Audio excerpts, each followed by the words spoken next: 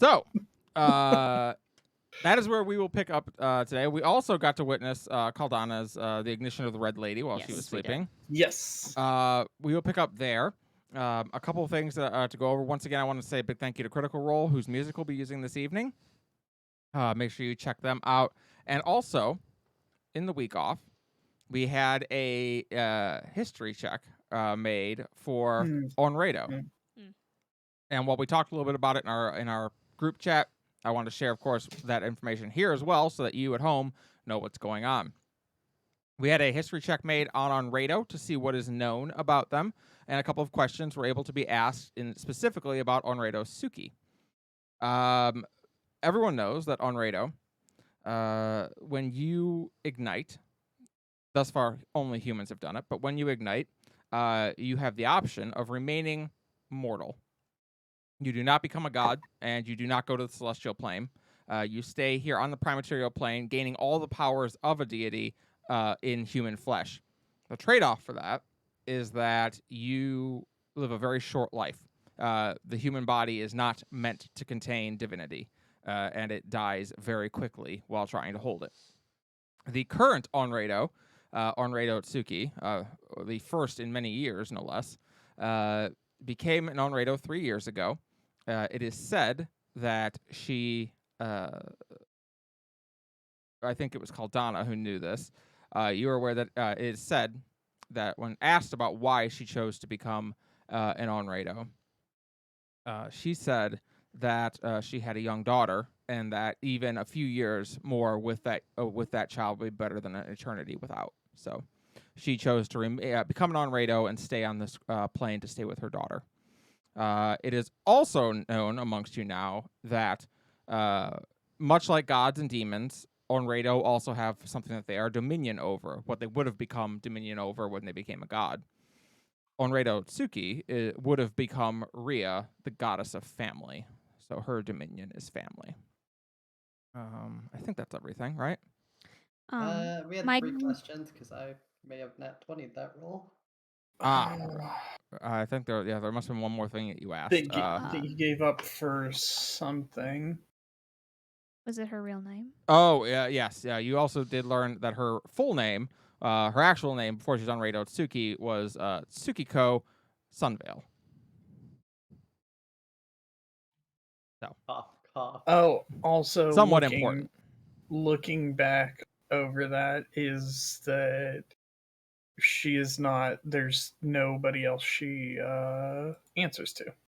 That is true. She's that her was own what I authority. asked. Yes, Onrado do not answer to anyone theoretically except for the gods themselves, but they're the only ones who can communicate with the gods. So they say what the gods told them, whether it's true or not. But yes, they don't answer to anybody. That doesn't also, to be clear, they don't technically have any authority over anything either. I mean, they can run the people in the temple, they could tell them what to do because it's faith, but they don't have any authority to do anything. Like, they couldn't order the military other than to say, I'm an Onrado and I'm telling you this is what you should do, and a lot of people are going to be like, all right, well, probably. They don't inherently have that, but a lot of people would probably listen if they chose to. Yeah, exactly. It's that kind of thing. Like, it'd be like, like the Pope maybe can't go anywhere and just like say like I order this, but if the Pope says to do something, a lot of people, specifically Catholics, are probably going to listen. So unless it's not what they want to do, in which case they won't listen, as we've seen. Anyway, that's not important. All right, that's where we're going to pick things up tonight.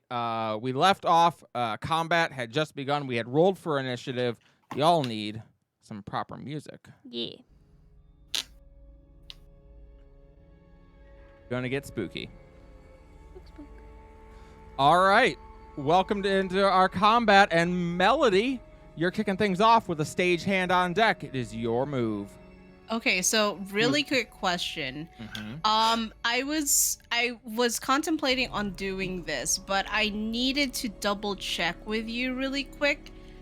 What is the saving throw for my breath supposed to be? Because like it just says it just says that the creatures have to make a saving throw, but it didn't specify what stat. It's Constitution. It's con. Okay. Con save, yep. Make And that is why we alpha test, because now I know to add that. Exactly. That's how we do things. There we go. Con saving throw. All right. So that is what I'm gonna. That is what I'm gonna do. So Melody is going to see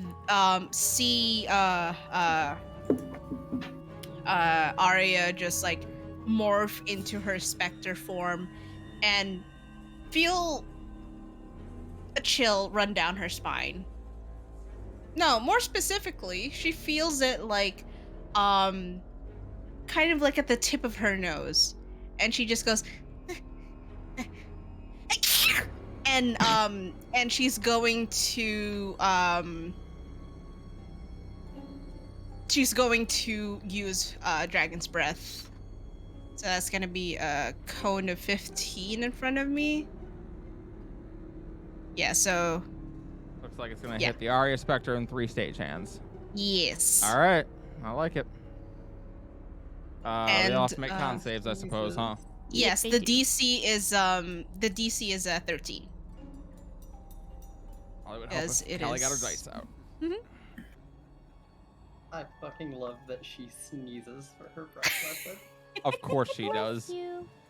All right. Well, let's see. We'll do the stagehands first. Stagehand con bonus. All right, +1. What's the DC? DC is 13. That one fails. That one fails. And that one fails. Okay, Oh. 3 failures on their point, and the Arya Spectre has a +0. Sick. He succeeds though, 15. Neat. Okay, so that is going to be a 2d6 radiant damage for them. Because I am an ivory dragonborn, and my breath deals radiant damage. Could I convince you to do not radiant damage? Well, now it's I time to mean, change it's her what I race. am. The So... enemy's vulnerable to damage. Is that just double damage? Yeah. Yes. I think Yes. so, yeah. Yeah. Oh. Okay. Ooh, that's a lot Something- of damage if they already felt it. Ooh. Yikes. Something These something motherfuckers alpha about to get test. sneezed to death. 11. I almost maxed out the fucking Oof. die. All right. Okay. So, Arya Spectre, we'll have you take your damage first here. So that's just so she succeeded on the save. Is it half damage for her then? Half damage, yes. Okay. Which just means full damage, I guess. She's actually not weak to oh, radiant. okay. The other ones, unfortunately, are. Oh boy.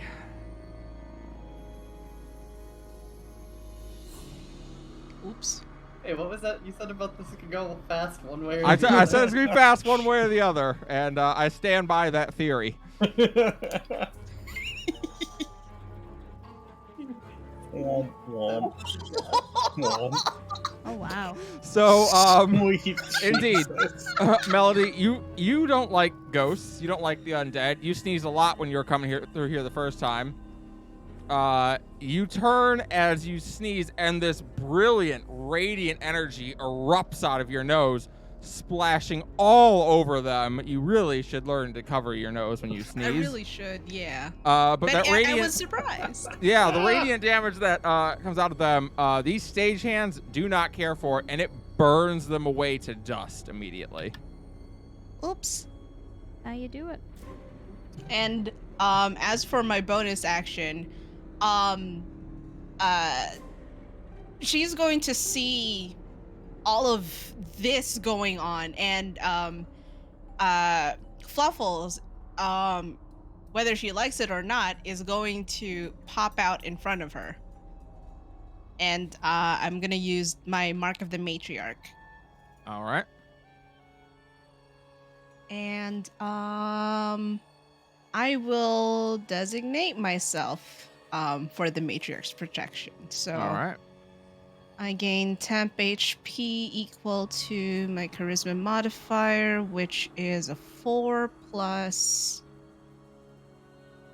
1. Oh wait, yeah, 4 temp HP and then +1 to my AC. Yep. Until we complete another long rest. Yep. All right. Is that all for your turn? Yes. Unless I can move. You can move. Okay. Yep, you have movement. I'm gonna move and yell, guys, I think there's something wrong.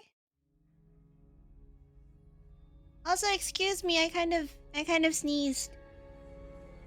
Yep, sure did. All right. Ellie, would you say she put radiant goo juice all over them? Oh my god. I would say that, yeah. Yep, I sure would. Oh boy. Okay, it is the stagehand's turn. Did you forget I was radiant? I didn't forget that you were radiant, but I might have not thought about the breath attack. Hmm. Okay. How far can these guys move? They can move.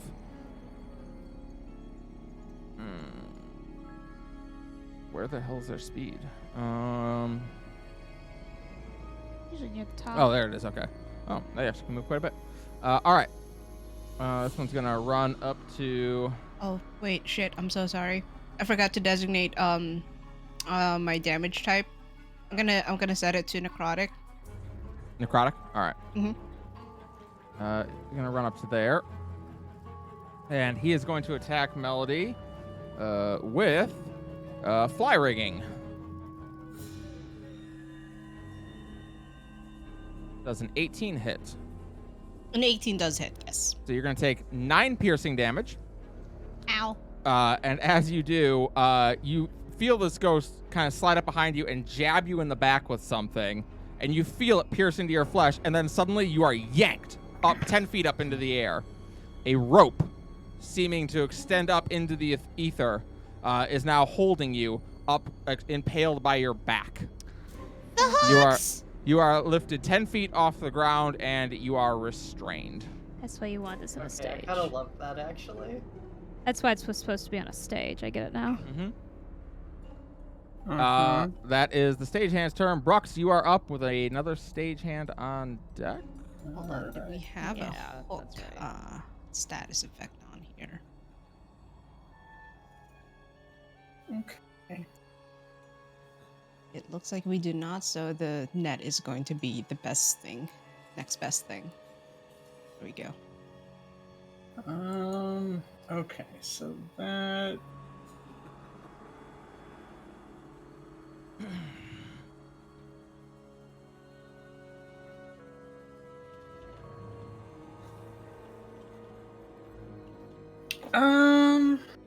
Okay, that does slightly change what I was gonna do since I can get to one now.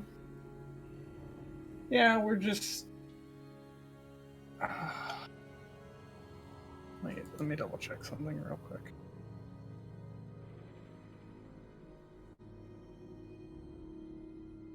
Oh, yeah. That doesn't do me any good. Okay, yeah, we're just gonna run up and we're just gonna swing a sword at that one. All right. You may I indeed know. swing a sword. It's so boring. Does damage. It does damage. Where is my... Aha, there is my plus. Well, that's a 15. That hits. Cool. Where is my d12? There we go. Come on. Lie flat. There we go. 13. 13 damage. Yes. Is that magical in any way? Not at this time, because Not we this gave time. that to Caldana. All right. So it is going to take half damage because it's a ghost. That's so it's going to take fine. 6. And that is, I believe, everything. Yeah. Yep. So we'll move along. All right. Is there Yep. an intern? Okay, no, you got it. The other stagehand. And then Cerberus is on deck. Ghost is going to run over to... Yeah. It's going over the fire. It will run right there, and it will attack Brooks. Bring it. Fly rigging as well. 21 to hit. That's rude as fuck. It is. 9 piercing damage. Melody, make sure you subtract your HP. Oh, yes, sorry. 9 from you as well. And you are also, indeed, just as with Melody, you like look up in time to see her get hoisted up into the air. Just as you feel this other ghost suddenly appear behind you and jab a knife into your back, and then the same way, you are yanked up into the air about 10 feet. The hooks! Okay. And you are restrained. It is Cerberus's turn. Cerberus looks up and says something both equal parts obnoxious and valiant before running over to this ghost. You don't say. Indeed. You want us to pretend to be shocked, or? Yeah. And he is going to attack. Go. Please have your attack in here. Oh, great. You just have it already put in. Excellent. I hope 23 hits. 23 absolutely hits. And he is going to use a smite. First, let's do our damage. 9 slashing plus 2d8. Oh, it's dead. It's so dead. Oh, it's dead. Unless those like were both ones, it was dead. So, all right. And indeed, Cerberus runs over, again, says something equal parts gallant and somehow obnoxious, jabs his sword in, and then divine light shoots up out of the Fey forest, arcing around and just blasting down onto this ghost, which is evaporated. That is Cerberus's turn. Rialta, you're up.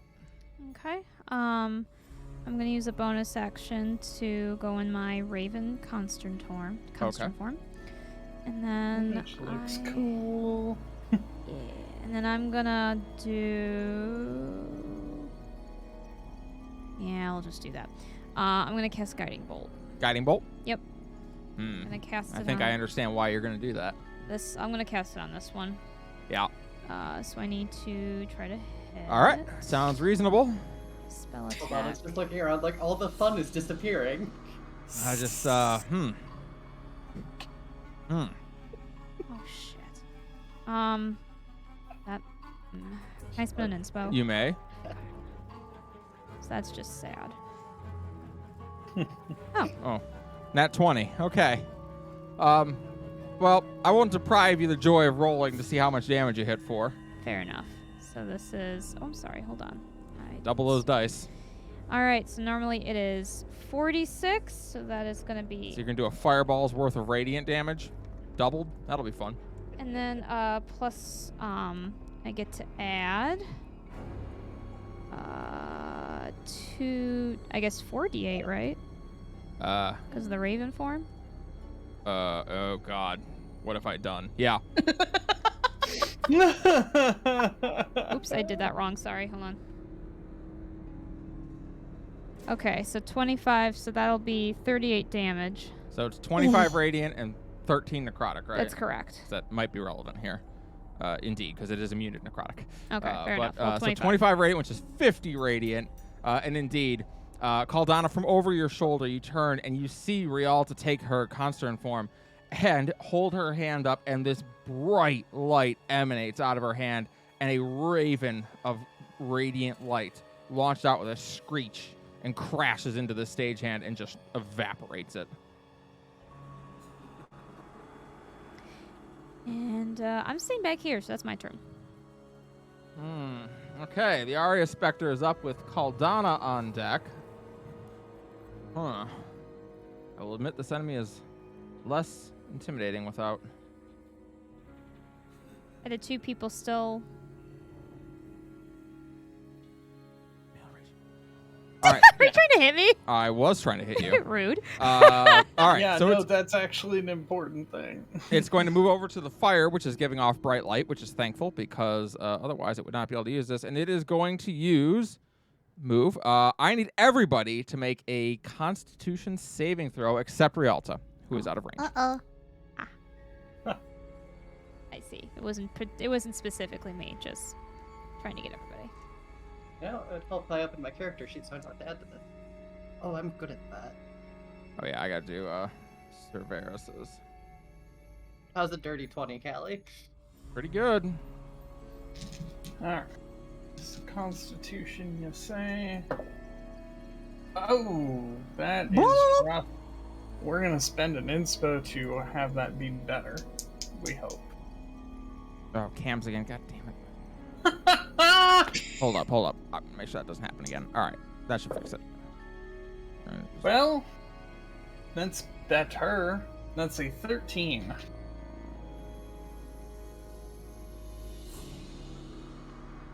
Okay. All right. So, what did Melody get? Melody got a 15. 15. Sorry. And then, all right. So, Melody, Cerberus, and Caldana, y'all are gonna take 3d6 psychic damage. 3d6, yeah.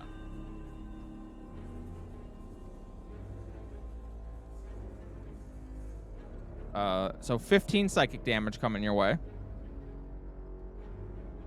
Brux, you dropped to 0 HP. What? Ow. Is she actively dying? Yep. Okay. She's making death saves. Oh. Whenever As you are reduced to 0 hit points but not killed outright, you can drop to 1 hit point instead. Can't use it again until you finish a long rest. Relentless endurance. Ah, There you your go. Uruk move. Yep, I would. What You may use that. How much damage you say, Callie? 15 psychic damage. I just too angry to die. No, Uh, that's Please put me. your HP at 1. I mean, yeah. yeah, make sure you drop your Oh, HP down that's to right. It's not tied to the stupid thing. 1. Grumble. Cerberus. 29. Thank you.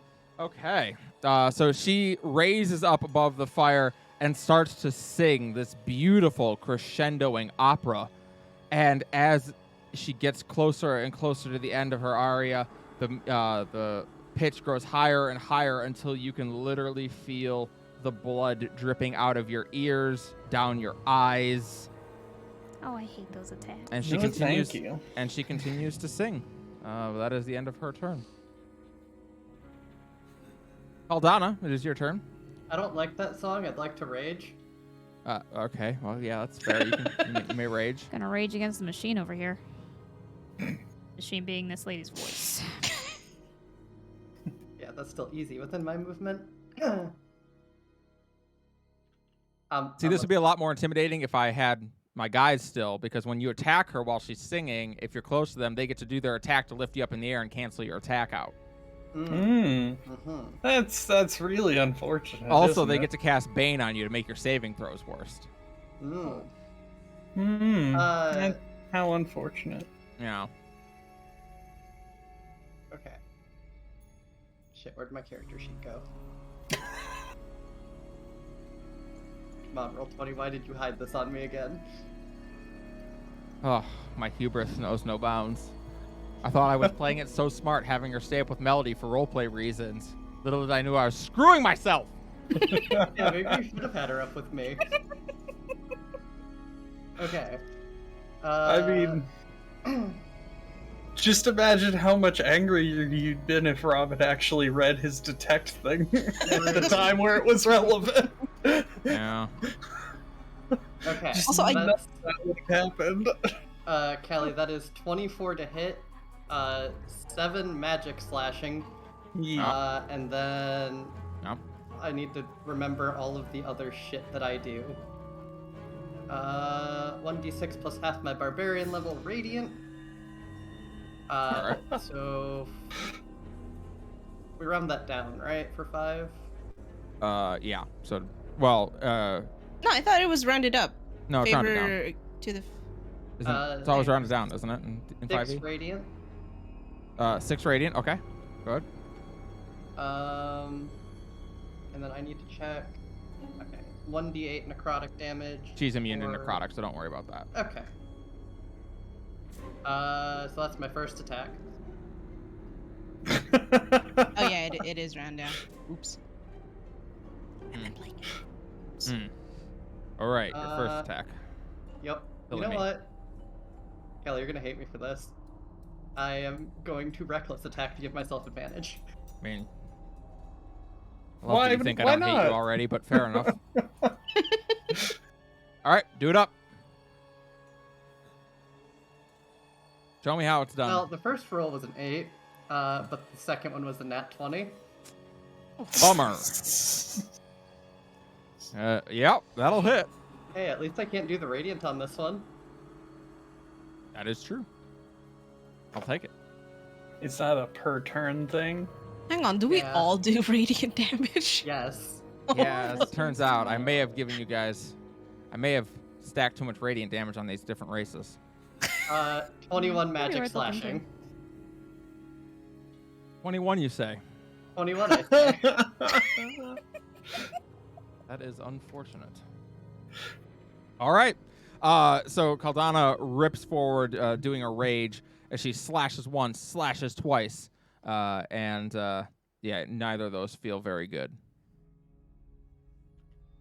She is not looking great. We are back around to the top of the order.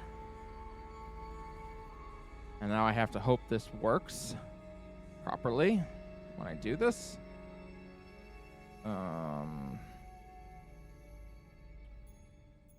Nope, it's not gonna work. Shit.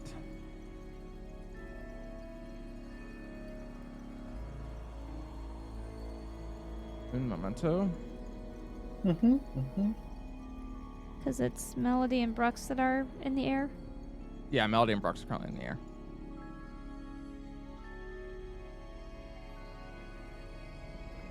Oh no. I know.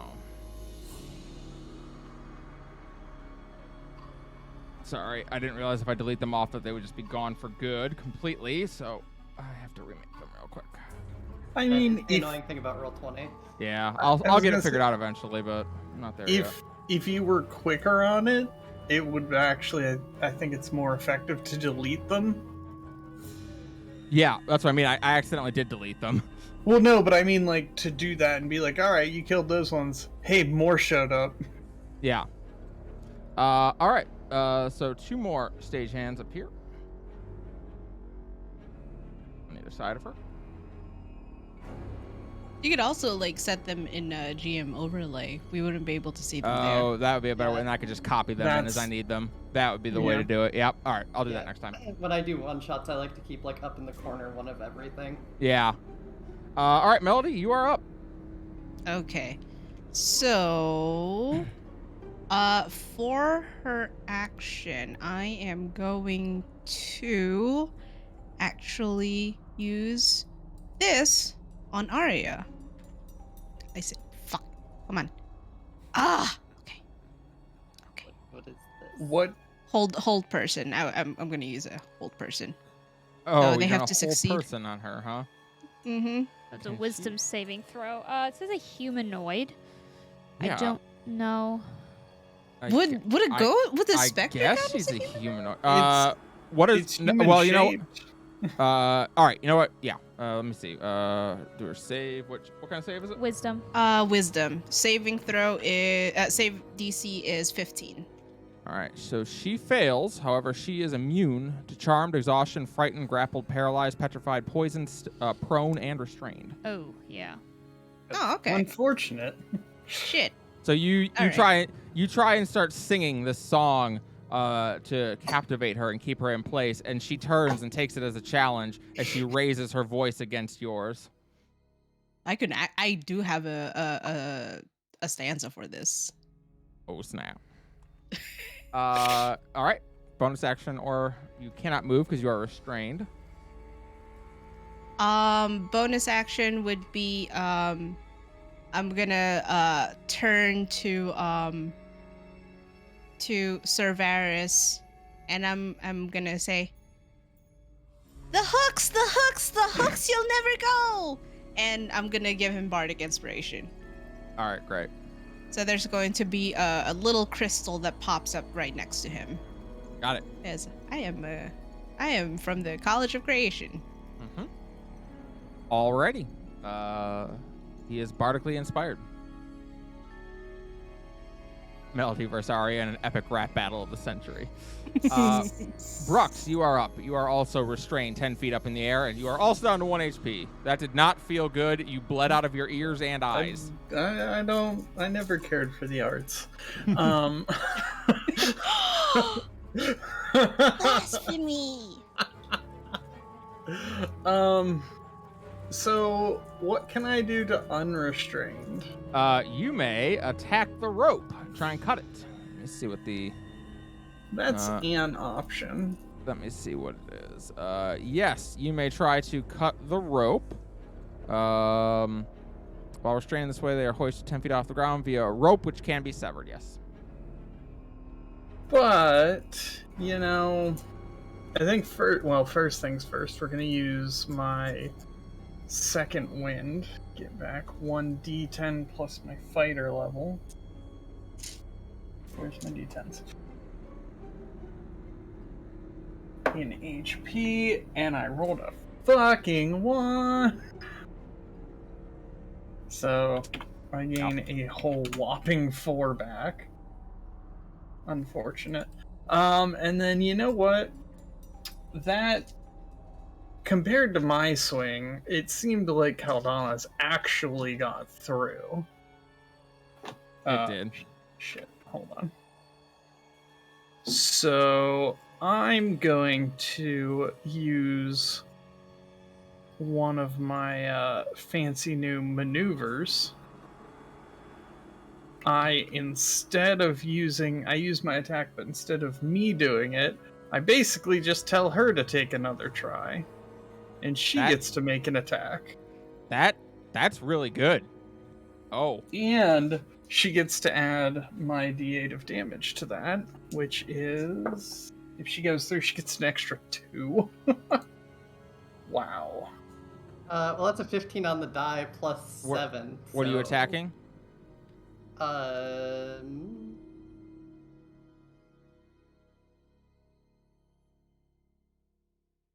you tell me what to attack, or do I get to pick? I don't know.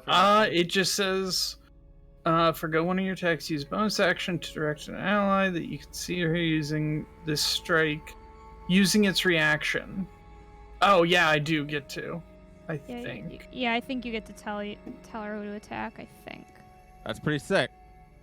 And it would be the big ghost in the middle, since we took care of the other ones. Did it do that? Because it's no longer... When you take the attack action on your turn, you can forego one of your attacks and use a bonus action to direct one of your companions to strike. When you do so, choose a friendly creature who can see or hear you and expend 1 superiority dice. That creature can immediately use its reaction to make 1 weapon attack, adding the superiority die to the attack damage roll. No, the player you target gets to choose what they attack. Cool. Well, whatever. I don't want to be 10 feet in the air, so I'm going to take a swing at one of the smaller ghosts. All right. You may attack one of the smaller ghosts. Which one do you want? I'll just do that one for simplicity, because I'm closer to it. All right. Same distance to both of them, but fair enough.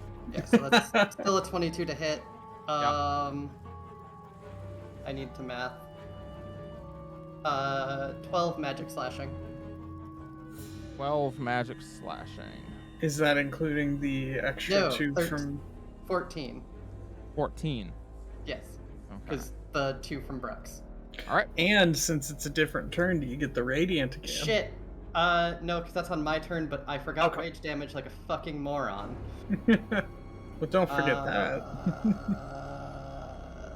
How much extra rage damage is this?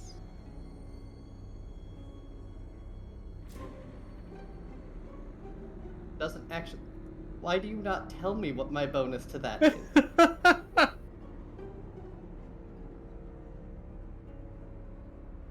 Hold on, I need to look up the barbarian table, apparently. What's the initiative of the other ghosts? They go on Arya's turn. Fucking... Okay, it's still plus 2 damage. Alright. So actually 16 damage. Alright. I guess the main ghost would have had 4 more if I could fucking remember that I get extra damage on a rage. Alright. Stage hand down. So indeed, you are. Brux points down at one of the stagehands, and you turn and go, "Okay," and you murder it. If you insist. We're all right. bonding now. Anything else, Brux? That's about it. Because Alright. that takes my action to do that. Okay. Basically, I'd give her my attack action. I guess At least it's Cerberus. only one attack instead of an attack action. I guess Cerberus is gonna kill another ghost. I feel like he would have the sense not to attack the Aria Spectre while there's a ghost next to it. I go to his character sheet. That is Rialto's. Cerberus. Oh shit! I Oh, just 13 realized I actually does didn't not use hit. the other aspect of my thing. He'll attack again with his other second attack. Use it, Cerberus. All right. Well, he whiffs twice. So Cerberus is not doing so good this turn. He moves down to attack this ghost from behind, and he swings twice valiantly on each of them, saying that he will save you, both to Melody and Brux, and misses both times. Cerberus, why did you move? No. My plan. It's fine. It's whatever. Rialta, around to you. Shit. Okay. Sorry, I am full of choices. I was gonna do Moonbeam, but Cerberus is gonna get caught in that, so we're not gonna do that. I'm just trying to figure out whether I should be prioritizing here.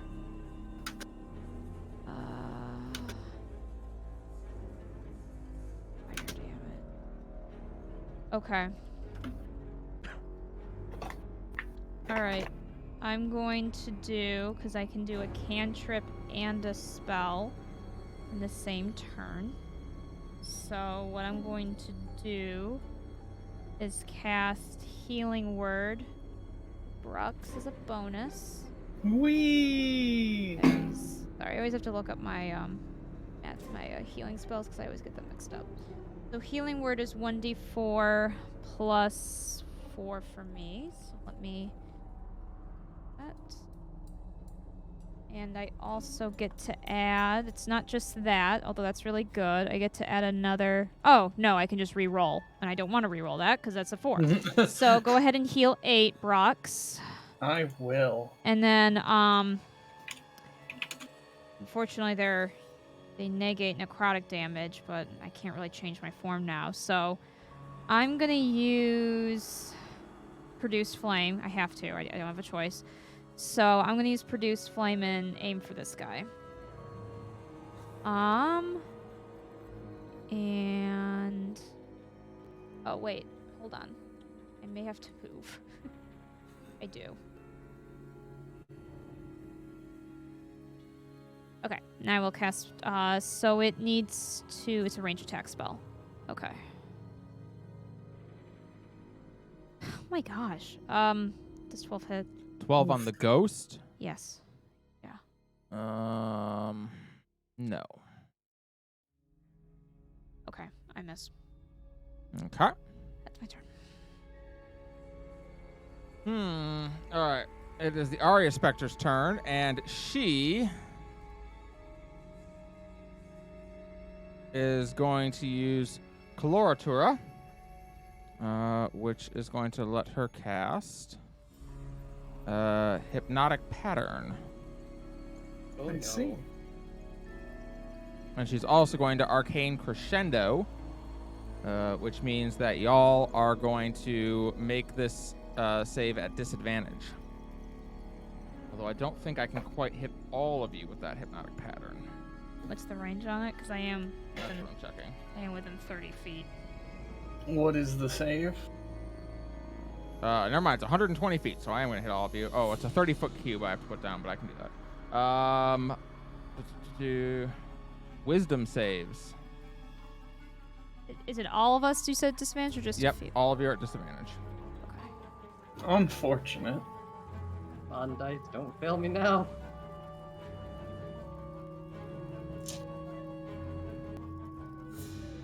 lose an 18 on a wisdom save because it's fucking disadvantage. I'm mad about it. Oh, 9 total. 17? Damn, Bears. 17. Yeah, that'll do it. Yep, that's right, Mel. Yeah, I wisdom failed. save disadvantage is correct. Okay, so remembering one of my class feature things, that's a 14. Because it's wisdom, right? 14. Yeah, wisdom would be 14. Okay.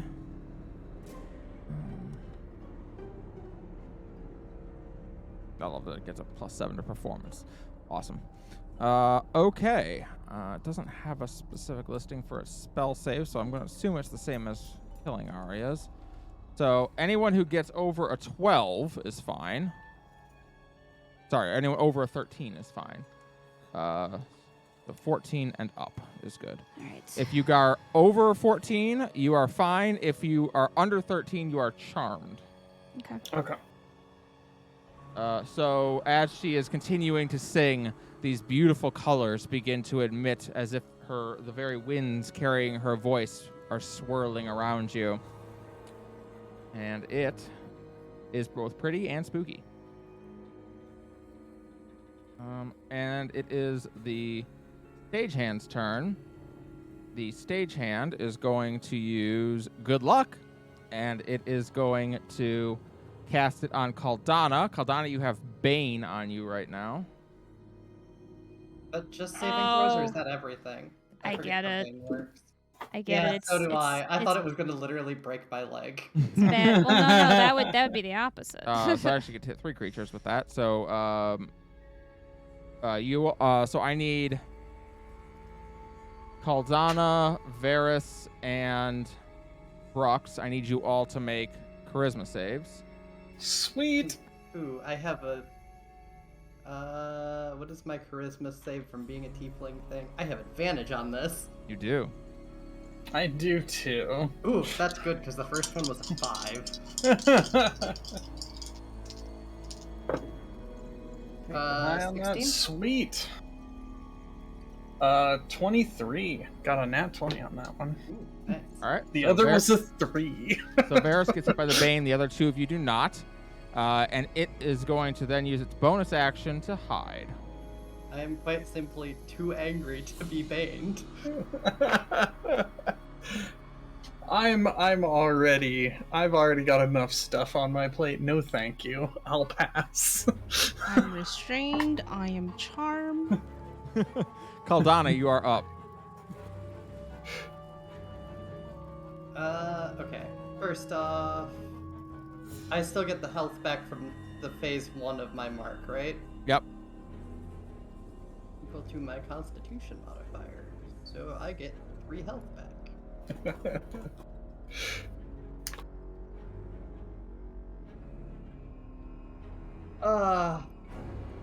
Well, this is a stupid choice, but, the ghost is gone, so...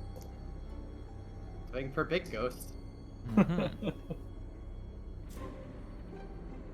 All right.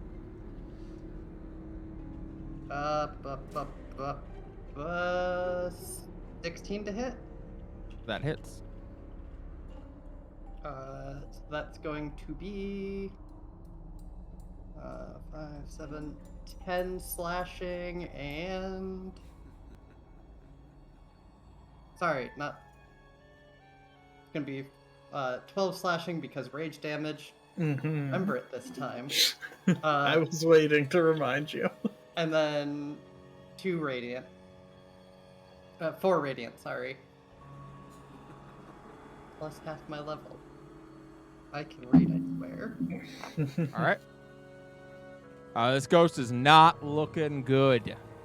It is not doing well, but it is still singing. Well, we'll see about that. I have a second attack. You do. Hmm. That does help.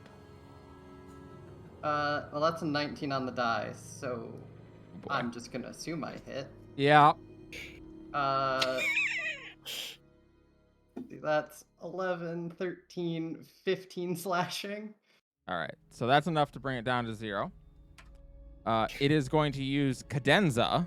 When Arya would be reduced to 0 HP for the first time, she is instead reduced to 1 HP. All of her abilities recharge, and she may immediately take an action. You what? So she is going to use her killing Arya once again. Wouldn't Coda be a better name for that? I don't know. I didn't name it. So everyone needs to make me a wisdom save at disadvantage. Why can't you use better saves? You can take it up with spicy encounters. Wisdom again? Wisdom save, yeah. I'm going to use an inspo too. Wait, I'm sorry, no, I it's don't have Constitution. to. Constitution. Oh, You can take whatever you rolled and just change the number, change the Con- modifier. oh, Constitution. Con Okay. save at disadvantage, good. please. I'll take Uh, Constitution. That puts me at a 15 for the Constitution instead of the fucking 9 that I was at. Okay. Is that at disadvantage? Yes. Motherfucker. That's rough, buddy. I mean, to be fair, it was an 11 on the dice that I would have lost out on because of the disadvantage. But I lost my 21 to the disadvantage. I rolled a 9. that's rough. Oof. Mine gets all the way to an 11.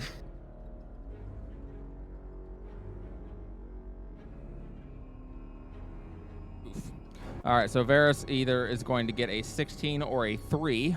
And it's going to be the 3. So Varys is down on the ground. Rialta, what'd you get? 17. All right, you're going to take 3d6 psychic damage. There's going to be 10 psychic damage. Melody, what'd you get? 9. 9, so You she's- are at 0 I'm HP. down. Yep. Brox, what'd you get? 11. You are at 0 Which HP. is worse than my first one. I should have made the first one.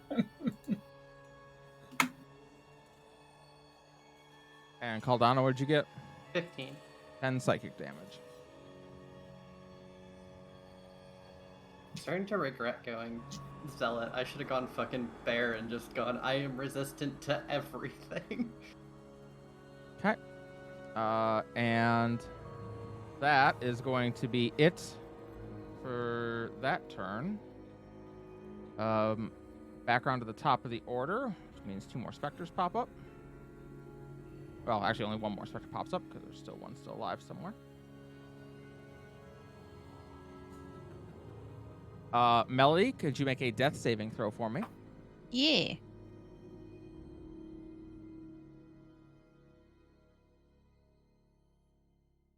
Ooh. All right. Melody, tell us what your character is seeing as she slips a little bit closer to death. She is going to see for another, like, a memory that's been playing through her head. Sorry, let me start over. She's going to see a memory that she does not remember having. She's going to see two female dragonborn. One wrapping their cloak around her, and they seem to be saying something to her. One of them gives her a hug. The other hugs both of them, and then peels off the first female dragonborn that hugged her, and start running off into the opposite direction. Nice. All right. That is the end of your turn. Brux, make a death saving throw for me. Is that just a straight D20 or is it D20. with con modifier? Straight Okay. D20. Just straight D20. That's a 13. You are 1 step closer to stabilizing. 1 success. Tell us what you see in your mind as you are determined not to die. What is it that is keeping you going? Revisits birth of her son. Mm. Beautiful. I love it. All right, over to Cerberus. Rolls a 19. What does he see? Tell us. He sees this time that he was hanging out in the forest and it was pretty cool. But he is one step closer to life. Rialta, over to you. Armed, right? So I can't attack this one. Not her. No. I can make the roll to save at the end of the turn. Is that how? At the end of the turn, you can make a roll to save. Yep. If you have something AOE though, that can hit her. As long as you're targeting another enemy.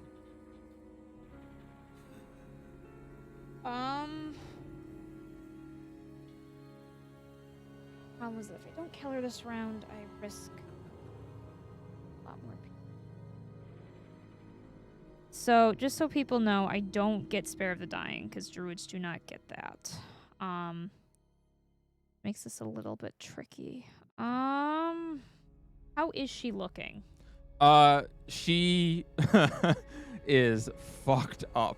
Her ability that she used, well, the first time she hit 0 HP, she stays alive at 1 HP, so she is right there. Okay. She is also resistant to dying. I am casting Moonbeam right here. All right. Because it's a 5-foot Yep. thing. Yep. You can argue that it's targeting this enemy, so that's fine. I just pick a point in the ground. So when they... So it would be both of them? Yep. Yee. So they need to make Constitution saving throw. Okay. Is that at the beginning of their turn or when you cast it? It says when a creature enters the spell's area for the first time on a turn or starts its turn there.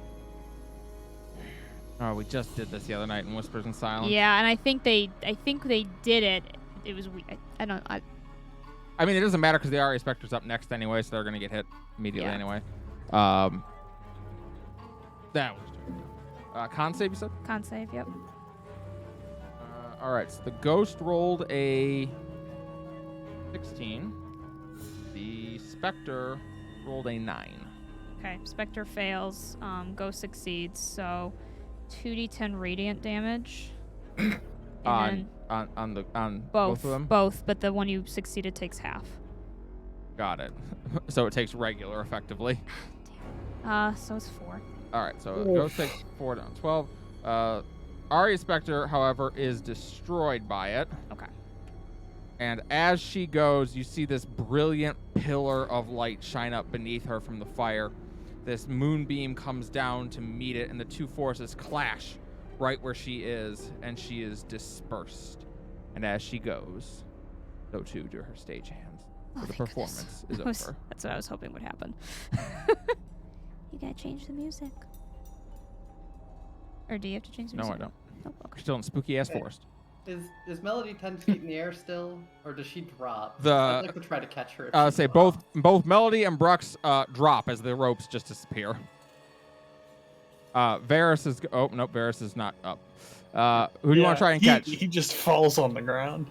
I'm gonna try to catch Melody. Yeah. All right, I catch Brux, you flop on the ground. I mean, we've discussed this. Despite her sound, Melody's actually like the same size. Melody, Brux, and Caldana are all about the same fucking size.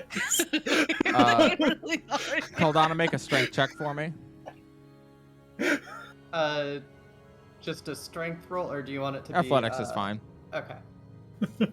It's like Brux and Caldana are like the buff combat Amazoness guards for Varus and Combat is over, by the way. Okay. I am going to... Oh, sorry. What'd you roll? Oh, sorry, 15. All right. Yeah, you're able to catch Melody as she falls. I don't think I have literally anything that I can heal people with, though. It's okay. I got it. I'm gonna use my neck. Ooh, we're not resting again, so I can't use story form again. Oh well. Hopefully I won't need it anymore. I'm gonna change to chalice form, and we're gonna be casting Sorry, 1 second.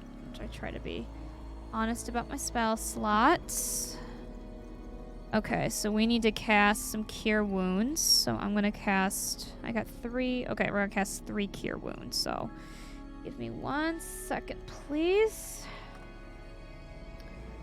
And Cerberus can shore up, I guess, what I don't get. So... I was gonna say, once he's up, he should have lay on hands as well. Okay. This is combining my Cure Wounds plus my Starry Form when I do this, just so you understand the math. Mm-hmm. So this is for Cerberus. Whoa, okay. This is for Melody. And this is for Brooks. 15, 16, 17. Nice. And Cerberus can shore up whatever is, I suppose, with Lay on Hands, because that is all my spell slots on that. All right. Switch us over to our roleplay screen. All right. Cerberus, when he wakes up, is like, Indeed, the specter is defeated, and the night is quiet once again. You were midway through your second watch as that was happening, so what will you do? Well, that was terrifying.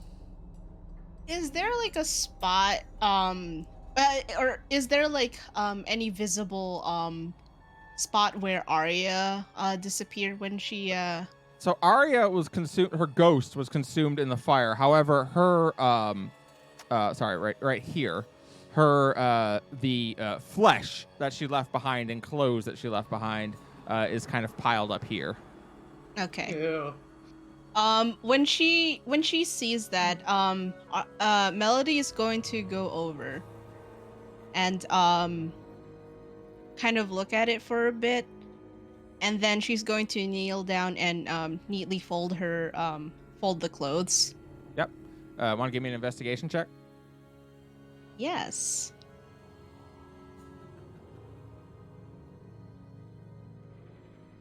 That is with a that is a normal, so that's just an 11. That's fine. Couple things that you find. You find a set of destroyed, but at one time, what were very fine clothes, at least. You also find Bless a you. bronze brooch that is on her, around, well, where her neck was, anyway. And you can also sense a shimmering magic coming off of her cloak. Okay. As she's handling the cloak, she's going to start singing. Mm-hmm. May I?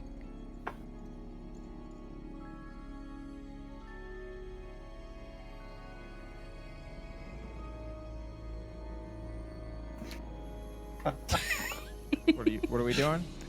May I sing the thing for that she'd sing? Kana's song? No, I have a stanza for her. Yeah, you can sing. She came prepared. I did. Hold up, let me turn off the music here then. I actually need to hold on.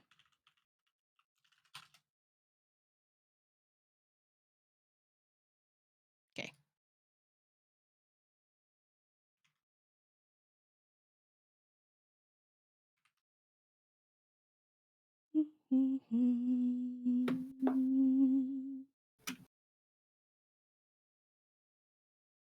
Arya, tell me something.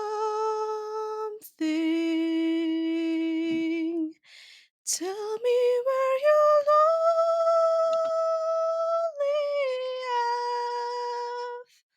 after all.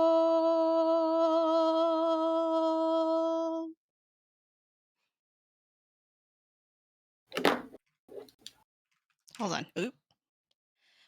When he drowned and left you, did it kill the love that's in your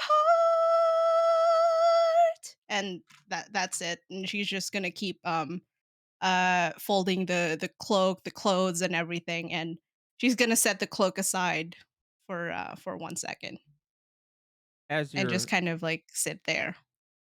as you're singing that, quiet, uh, you eventually finish your song, and you hear clapping. And as you look across the road in the marsh, down around here, and you see Arya, her ghost, anyway. She is standing there, no longer a vicious specter or monster, just a woman. She is drowned, clearly.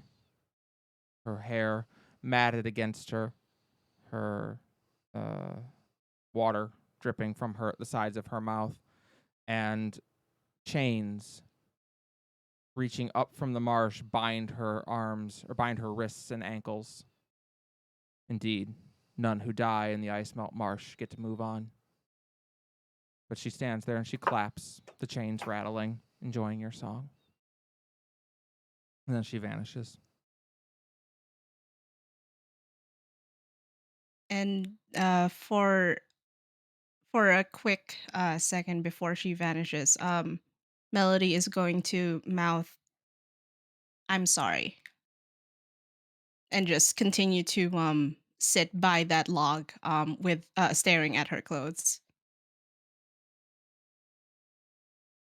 Well, very well. Does anyone have anything they want to do? I'm just trying to patch people up as best I can. Once I come to, I am sitting heavily down on that log and just sort of staring off, collecting myself. Is everyone all right? Reasonably so, I Eh, believe. or at least not dead. That's the good Or news. True. stuck here forever. Also very true.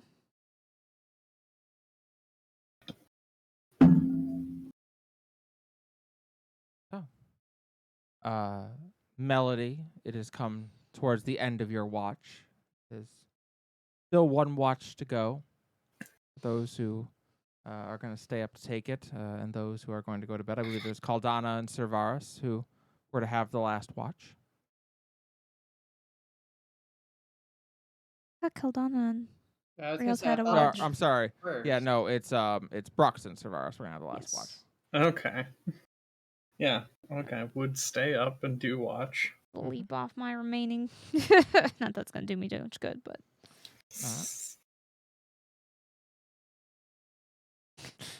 no space is sacred. Nowhere is sacred. So what are you doing with the Melody? What are you doing with the brooch and the cloak? Um, she's going to take both with her. She's going to wrap the brooch in the cloak, and before she goes to bed, she's going to find a a mostly dry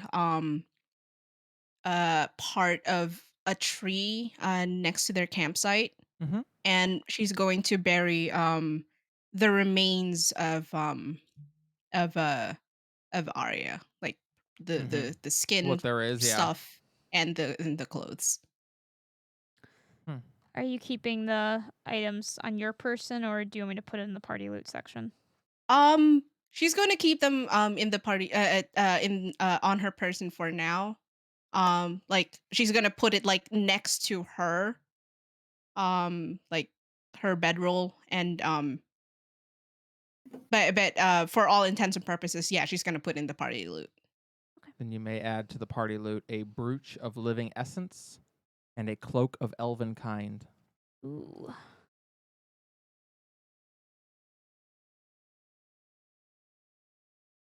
Drop those. You? We'll decide who gets what later. I'm just gonna put it in the thing. Mm-hmm.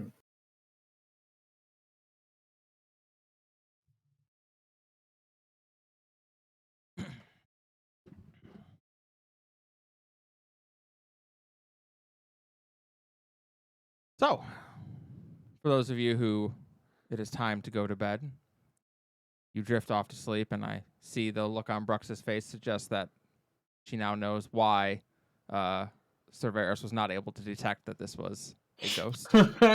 Yeah. Uh, Rude. Indeed. The brooch of living essence shields her against such effects. Or it did.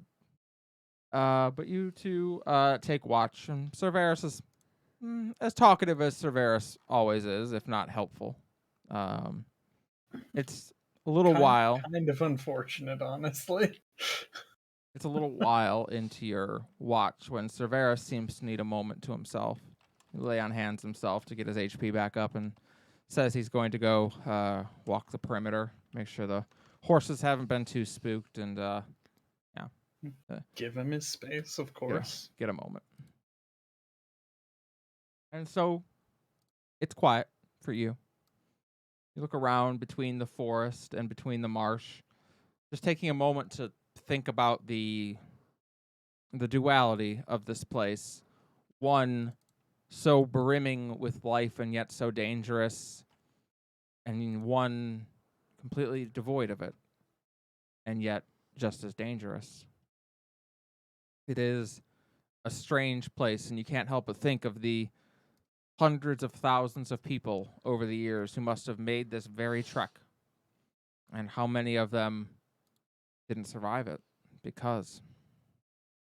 And it's as you sit there that you look around at your companions now resting in their bedrolls. Not necessarily peacefully. Peaceful sleep doesn't seem to come here very easily, but they are resting. And as you're watching them, you start to see little threads, little strings emerging from their flesh, like a puppet. Except these are not the strings that would guide someone. These are merely the threads of fate. And the fact that you can see them again can only herald the arrival of Talia. And indeed, as you look over to the tree line, there among the trees, a woman, vaguely arachnid in appearance. And she steps out into the light of the campfire. And as you remember her, she is Talia, the goddess of fate and destiny. And she bows her head politely. Brooks. Sort of shift, make room as though she may want to sit down. She nods and offers a polite nod of her head as she walks over and sits down next to you. Thank you. A long journey it has been. Sort of side eye. You have to actually travel. You mortals believe that traversing the plains is such a simple thing. One step and you're there. It is a long journey. That is why the gods of death are so important. To help those who die move along. She glances sadly out towards the marsh. In an era long ago, the god of death was forbidden from entering this place. And so he cannot. And those who die here can never reach him.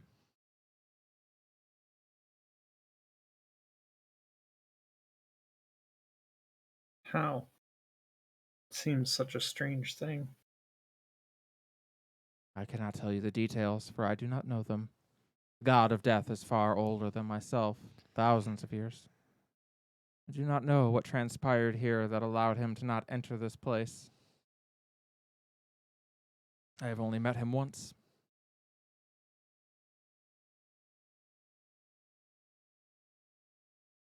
You have done well, Rux Adelborn. I had a feeling I chose right.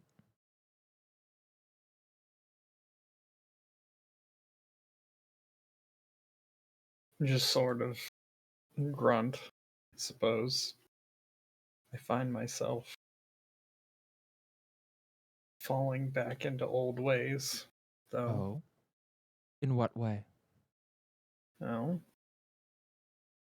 this man came along, inducted us into an organization, and against all my instincts, find myself just going along.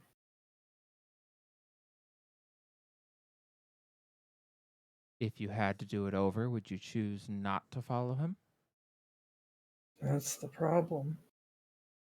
This is also important. Hmm. Or Then feels that way. you are bound not by lack of choice, but you are instead bound by honor. How very heroic of you. You believe you are doing the right thing, and so you do it. That is mortal nature. Stare down at if the little spider tattoos along my arms or whatever, stare down at it for a moment. The spider tattoo seems to be doing as it always does, slowly pulling apart your tattoos to make its web.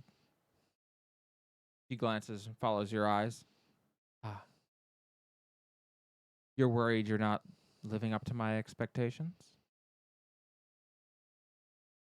Feels that way. Ah. Indeed, I I said- charged you with forging your own path ahead, and now you worry that if you follow the instructions of another, that you are not doing as I told you. But were you to just always forge your own path ahead, you would be following my instructions. Give her a sort of nod as though accepting a point. I bid you do as you feel right, not as senile old women tell you to do. Do what you believe is the right thing to do, and that you have done. I have been watching. Yes. Still upsetting how easily fell back into that. It is in It seems no matter how much we try, it's still difficult to escape that which is ingrained in us. Yes, it is. It would be as if I tried to stop looking forward into the future, tried to stop understanding what is to come, but at that point I would be going against my purpose. What use would there be for me if I was not the goddess of fate and destiny? Perhaps I would be allowed to decide my own fate, but that is not the nature of gods or demons. We are what we are made.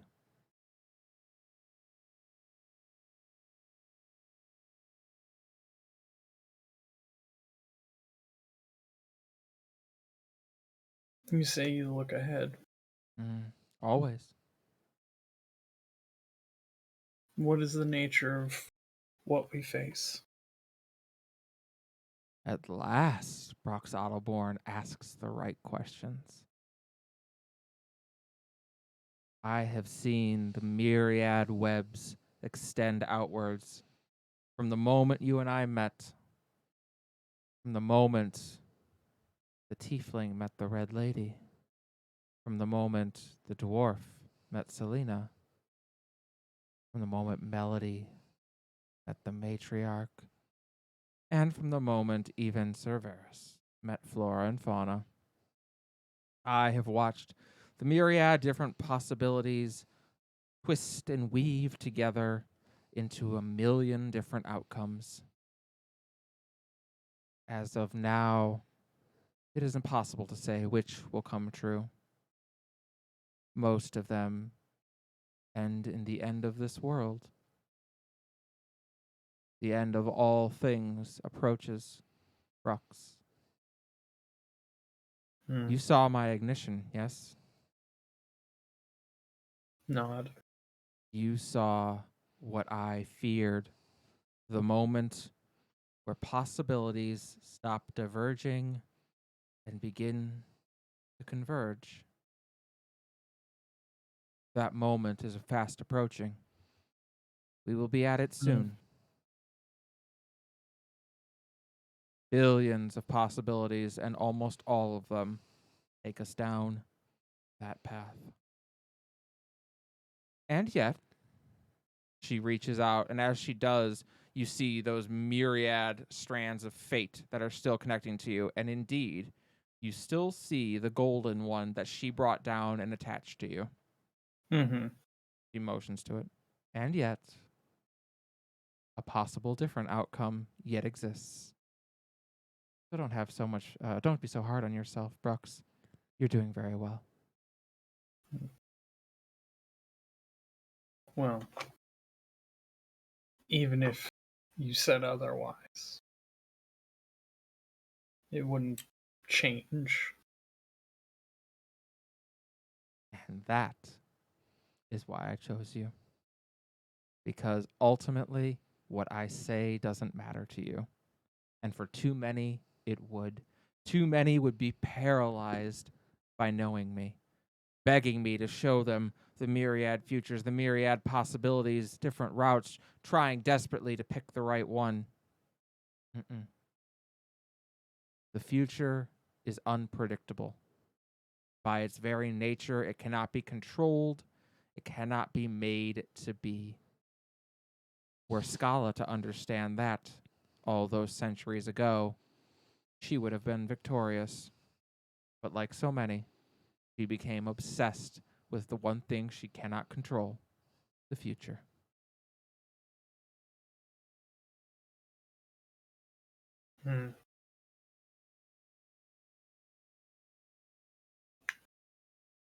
Yes, I do believe that my fellow goddesses and I have chosen quite well. She had best be pleased. Sort of look around. Cerberus is still sort of off. Yeah. Okay. You're not even sure if he might be frozen. You're not even sure. You don't know if time is actually passing while you're having this discussion. Oh my. Okay.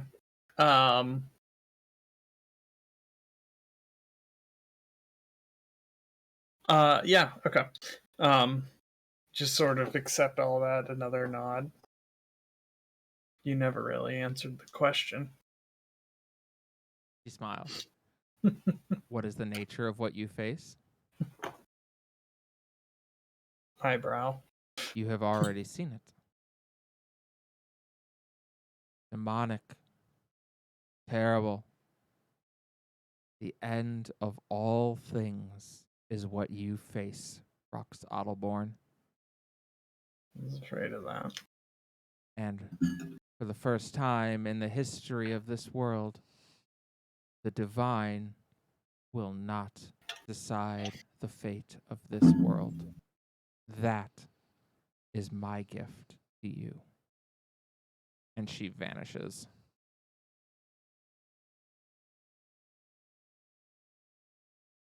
We'll pull out the water skin or whatever and take a swig. Mm-hmm. Wish it was alcohol. It is a long, awkward night. But you all awaken in the morning, feeling rested as you can be after what happened last night. You may all take a long rest. Oh, that was very kind of you. Sweet. All right. And with that, return to the world map. Is there a way to do a long rest on Roll20 character sheets? Does anybody know? Yeah. On the core thing, it's like right beside exhaustion. Over on the it's on the same level as like intimidation and insight in your skills, just over to the right. There's a short rest and a long rest button. Oh, mine must not be active. Let me see. There on mine, I hit that. It worked fine for me. Here we go. Mine's just not active. Okay. All There right. it is. So you all pack up the cart in the morning, and start out on your way towards Winter's Grip. And now I'm going to hope that this works. Oh, dear. Oh, that worked. It did. Hurrah. Okay.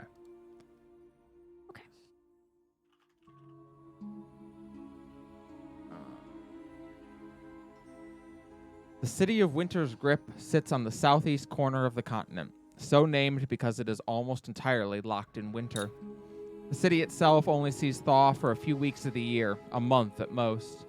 The southwest side of the city is built into the Kartok mountain range, and a mountain actually forms the border of the city on that side. To that southeast, there is a port that leads to the frigid waters. Melody, you recall that there are only a few months of the year where this port is accessible, and for the rest of the year, it is locked by ice.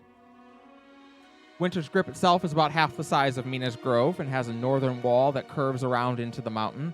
Right through the gates, you find yourself in a large market. Immediately, you can see the differences from Mina's Grove. Unlike the open air of the Myriad markets, the market here is one massive building with a wooden roof. Large roaring fires burn within, and smoke is channeled up through a series of chimneys built into the roof. Stalls and carts are set up within. Down a road to your right, there is a blacksmith's forge, as well as a tannery and a seamstress's shop. There's also a line of stalls here for those who can't afford to set up shop in the Storm Shelter Market. Melody, you remember this place well, as it was only 2 months ago where you met the matriarch right here. The road straight ahead leads further up into the city, and you can see a tavern and inn that has a large shield mounted on the front of it. The sign at the entrance reads, Snowbreak Inn. So you guys have arrived in Winter's Grip. It's probably midday-ish as you make it.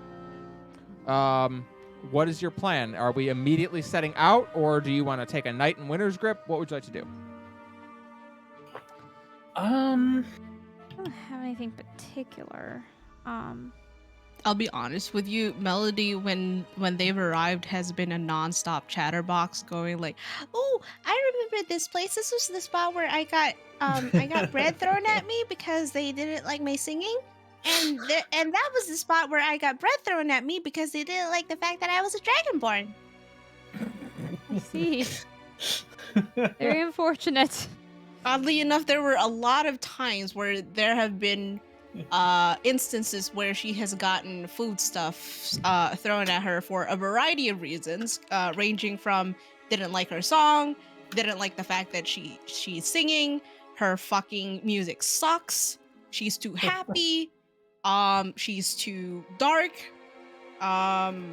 she's a dragonborn, and there were just like a couple where they were like they were trying to get her to get angry because grr, dragonborn kind of deal. Alternate theory, you were there and alone and they felt bad for you and wanted you to have food.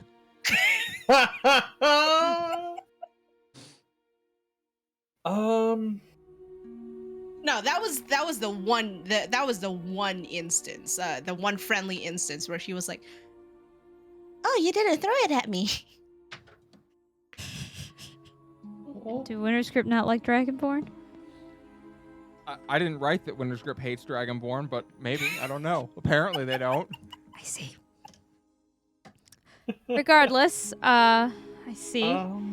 Is there anything of interest we should see before we Yeah, leave? particular note that could maybe catch our eye to make us want to not just pass through in the blink of a... There may not be much for this time. I would say, not only is the Storm Shelter Market quite a sight, but if you peek your head into the inn, you do notice something that might entice you to stay at least for a few minutes. What is that? Oh, yeah. As you enter the Snowbreak Inn, it is a quaint little inn that is actually built into the side of the city walls. Okay. It extends out from them. It is only one floor, but it is a large building, so there is a tavern area in the front as you enter, and then a doorway over to the right that takes you back into the sleeping quarters. It actually goes downstairs as you pass by it and see this. Inside, there are 2 people who are working, as well as a number of miners who are just enjoying their drinks. There's a halfling woman in her 40s She has blonde hair and a huge Cheshire grin. Melody, you actually remember this woman. Her name is Brandy, and it is believed that or the rumor at least around town is that she has 20 kids. And the reason for that is she treats everyone like they're her kid. She is very I friendly. heard she's a fine girl. Indeed. You beat me to it. Indeed. The other person you notice is a tiefling. She doesn't have a whole lot that's interesting about her when you see her, except that she is missing the gem from the center of her forehead. And you've seen her before. You remember her from Mina's Reach. This is Karina. She get here so fast. She left before you guys did. Oh, My. wait, I actually know this person. And she's gonna hop off the cart. I assume we were still on the cart. Yeah, you could hop off and dart into the inn. Brandy, hi, I'm back. As Brandy looks up, she's like, stars above. Melody, you're back. I am. I didn't get food thrown at me this time. She hurries over and goes for a hug. You are much, much taller than this halfling woman, but she nevertheless has a very tight hug. It's mostly around your waist. But she looks up. Well, you look lovely, dear. Have you eaten? Have I been taking care of you? Mm-hmm. Okay, well, that's good. Well, come in. Let me get you something. Oh wait, I have. Can I call my friends over? You have friends? Absolutely. I do. Wow. You have. I know what she meant, but it just sounded funny.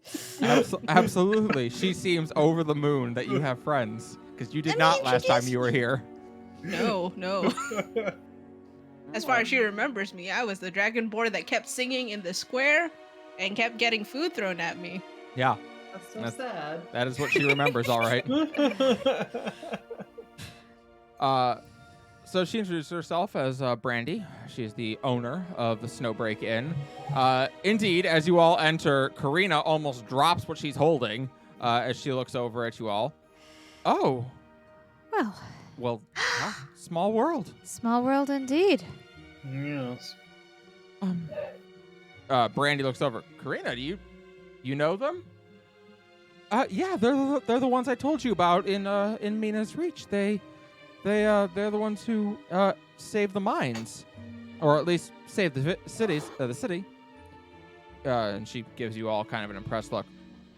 Well, then you have my thanks, because Karina's been a hell of a partial owner. Oh, Mm-hmm. you've Done well. indeed. She gives a kind of nervous nod. Yeah,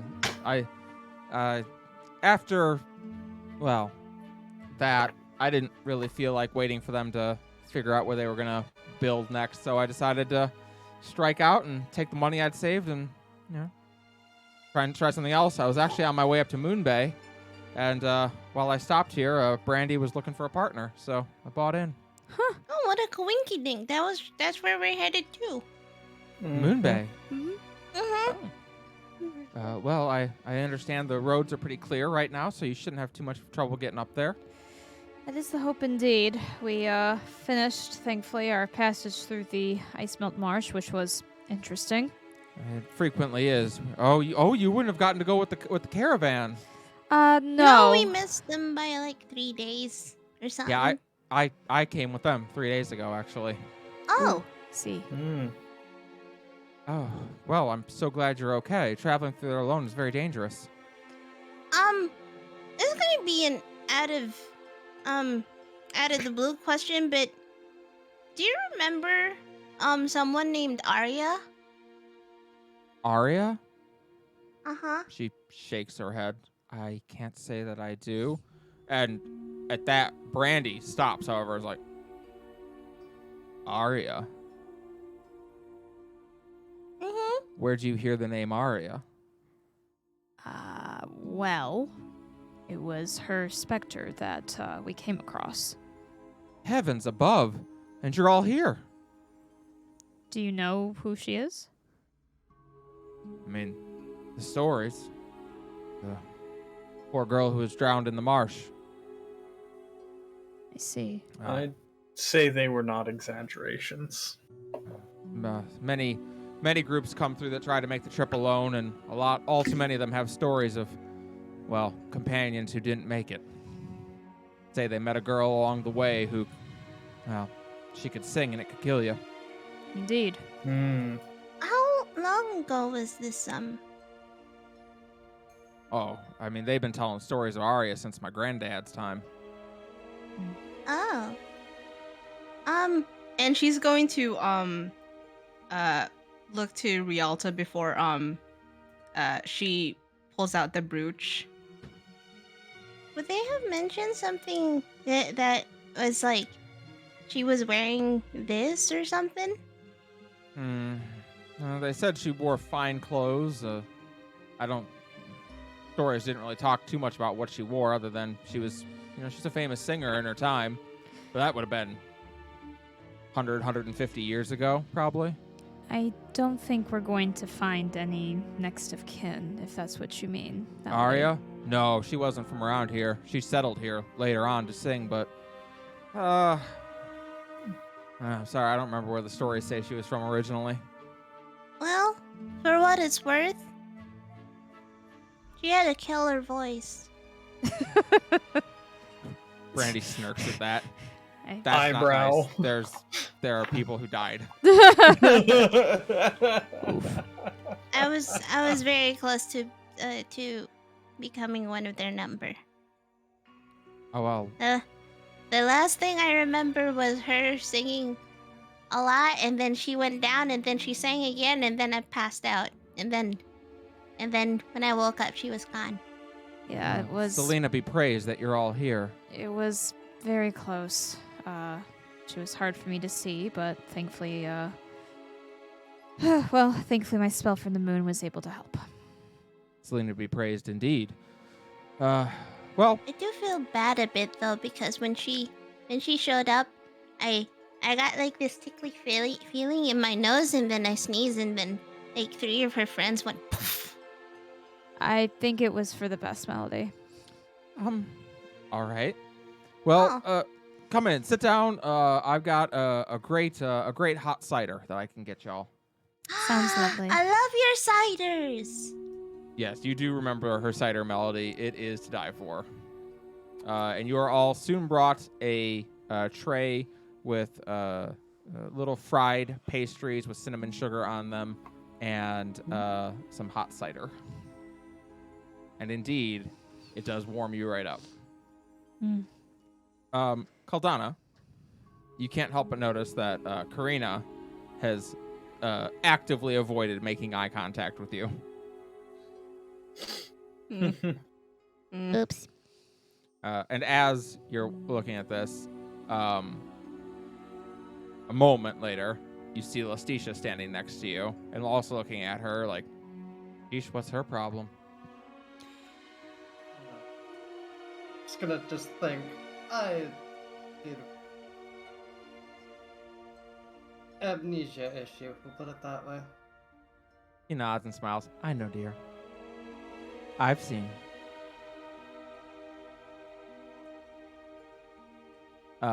So, you all are sitting around the table, enjoying your cider and donuts, and the evening is yours.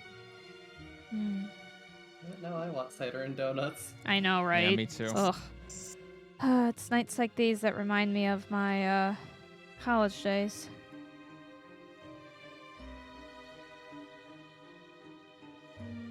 As you can imagine, it gets cold up there, so lots of things in the States. We saw it. That's a very large mountain. It is. The pathways are rather steep. Only a few of us really come down for various things. The paths are steep. They're well worn. They're about as safe as you can be, but of course you have to watch your step. And she'll kind of glance at Caldana and then just go, and don't stray too far from the path. Is it much colder than it is here? I would think so. In Heaven's Reach, yeah, it's Yeah. way colder. Oh, yes. Nights were quite frigid. It sounds awful. You get used to it. Honestly, it was almost a little bit too warm in Minas Grove for my tastes. Aldana just nods. Yeah, it's also much colder where you're from, Caldana, although I guess you don't know that. I've assumed. Yeah. Where are you from again, Brooks? Just sort of look over for the desert. So much the opposite, I suppose. The Viper's Eye Desert. To be Yeah, you're kind of specific. looking forward to Moonbay because Yeah. that's more the temperature you're used to. Much Yeah. more tropical. Yeah. That was the roleplay thing I was getting to. Yeah.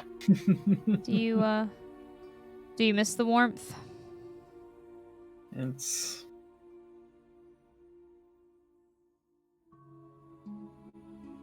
It still gets.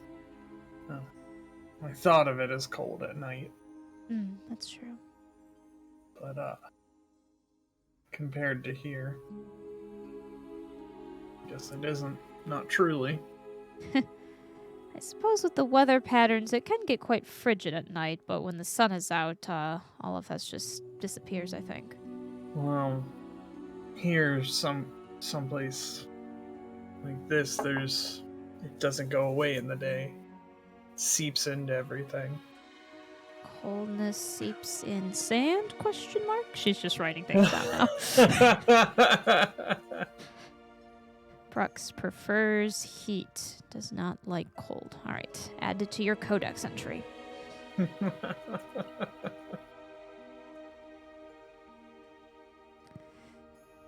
don't have anything Actually- else. Oh, go ahead. No, just actually, spent some time in Moonbay. Much warmer than here. We'll need to find something to keep cool. Note to self. The evening moves along. It's a quiet evening in the tavern, as so many of them are around here. But yeah, you all are able to gain a room for the night, and you may go to bed as you wish, or if there's anything you wish to roleplay, you may. I think I'm gonna go to bed, unless anybody needs me.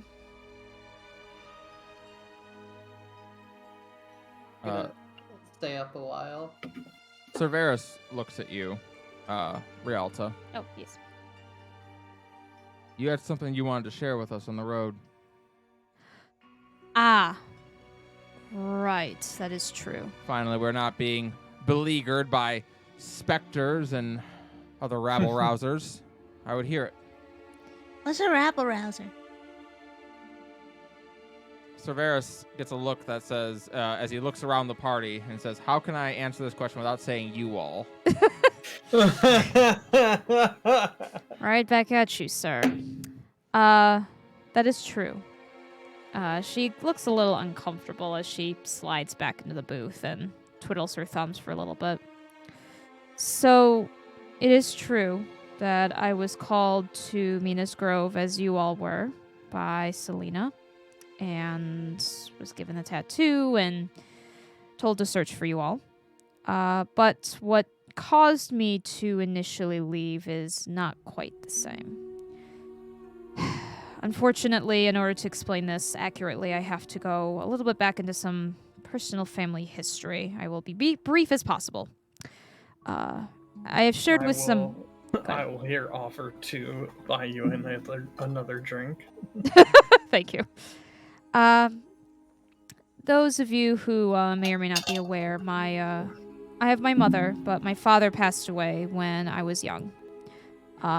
And otherwise, it is just my mother and my twin brother, Saren. When he passed away, that was a grieving moment for our family, as I'm sure you all can imagine. One thing about my brother is we are twins, but I suppose where I am calm, he is fiery. Where I am logical, he is emotional.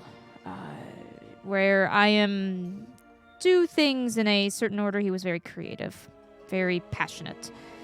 This is important because later on, as we grew older, he had married Opal, his wife. Unfortunately, she passed just a little over a year ago. And this caused my brother to be absolutely stricken with grief. He wouldn't speak to us. He was locked in his room. He was searching for something in the stars. He wouldn't tell us what it was. And he just disappeared one day. And in his notes, I found what exactly he was looking for. Sorry, guys, give me 1 second. Where are you? Delta, where are you? Here you go. I was looking through his notes and discovered what it was exactly he was searching for. See, when we read the stars, we can find prophecies, but when he read them, he found a prophecy that said, "When the twins clash at Red Rock's crest, then shall the moon rise in the west." In his notes that I found, he thought this to believe that if he figured out this sort of prophecy, he could figure out how to turn back time.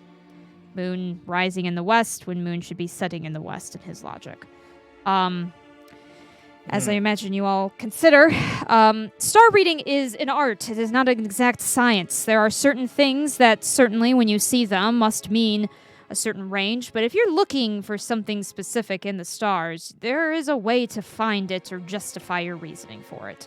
And he believed that those words meant turning back time. I believe that it will cause an apocalypse.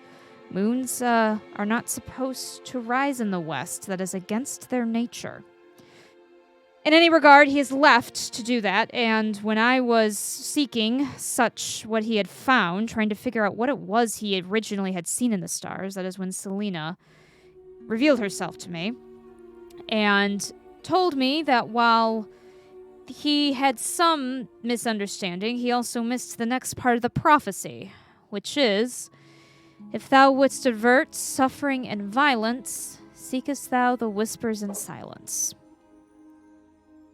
And so I have been going on this mission with all of you, with figuring out what it is we're trying to prevent. All the while, I have reason to believe that my brother is trying to cause a calamity in his grief. Albeit unknowingly. Very. Unintentionally. Perhaps.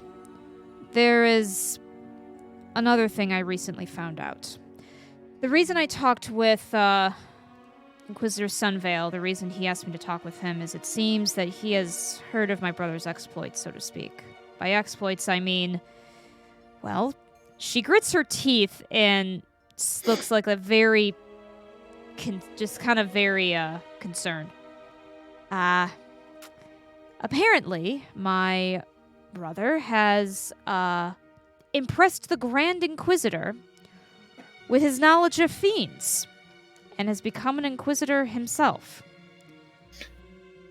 We don't study fiends in the observatory. I don't know where he got this knowledge of fiends. But, indeed. But, his eyes kind of drift off to wherever Lestitia's hanging out. You mean they weren't already? Lestitia is sitting and listening. She seems intrigued as her tail flicks back and forth behind her. So, that is, he's now been tasked with a mission, last I heard, in Savior's Cradle, about these fiends. And I don't know what his plans are. I warned Inquisitor Sunvale of my concerns, as he was suspicious too. And so perhaps more will come to rise. But I suppose it is important you all know that, this might be my family's fault, and I'm sorry. And Melody, as Rialta finishes, will just look at her and as best as she can, try and put a hand on her shoulder which by that I'm probably going to mean her hand is like covering her entire arm at that point. And she's going to say, You can't really help who your family is. And whatever faults your brother may have, even if he's doing it because he's really, really sad, because he lost someone really, really important to him, well, that's not your fault because you're not your brother. No. Okay. I think it's noble that you're going out here to find him. Take a big drink. I agree. He chose it. He's made his actions. And you're doing what you think's right to fix it. I certainly hope so. If I indeed mean- there is even anything to be fixed. As you just said yourself, it's not exactly a easy thing to figure out. As much as you suspect it's could be an apocalypse, it could be something entirely unrelated, could it not? To either of your guesses. Could be something else, that's true. The pain when we lose someone very important to us can make us do a lot of things that to someone else may seem to not make any sense, but it absolutely makes sense to him. Yeah, sorry, go ahead. If there was a chance that what he said, that what he saw in the stars is true, then to be honest with you, I don't blame him. But if it meant that a lot of people would suffer because of it, then I don't think that's something that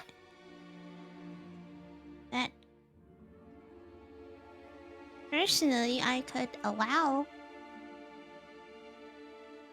I mean,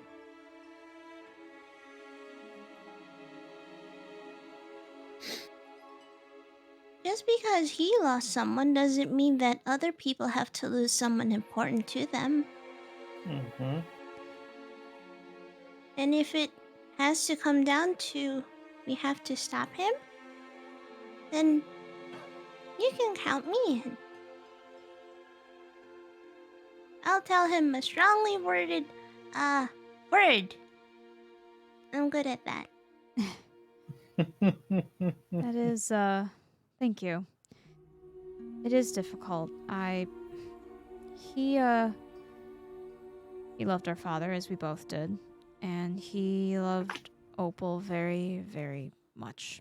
I think even more than any of us really understood at the time. And I understand why he's going forward with what he's doing. Grief is it's a funny little thing. Our home and our people have a special way of, I suppose, coming together when there is grief. And I don't know if perhaps it worked for him. Regardless, what he is doing could hurt people, and now that he's apparently gained knowledge of fiends, I don't know at what cost he is willing to get what he wants. And while his passion has always been his biggest drive and reason he's always been so successful, I don't want it to be his downfall either. Mama always said that passion is like a fire. It's great to warm you up, but when it gets out of control, you become a nuisance. is Saren, all right. But, that was the problem. He always thought I didn't have enough of that, I think. I think that's why we balanced each other out for a while. But, now he's gone. I beg to differ. You just express yours in a different way. Just like there's sad songs, there's happy songs, there's slow songs, and then there's fast songs. That's an interesting way to look at it. Opal might have agreed with you. Sounds like something she would say. But if there's any other questions I can answer, I will try my best. But I wanted to be upfront with everyone of what it is exactly I'm facing.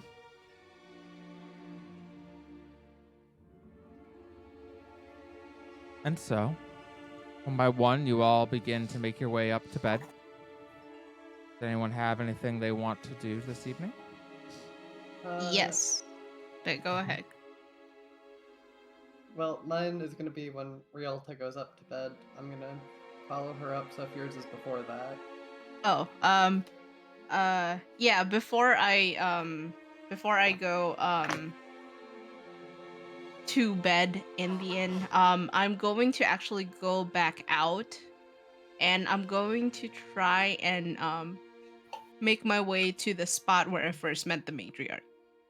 It's easy enough to head there. It's remember the long alleyway? It's not an alleyway. It's a street, but it's a small road.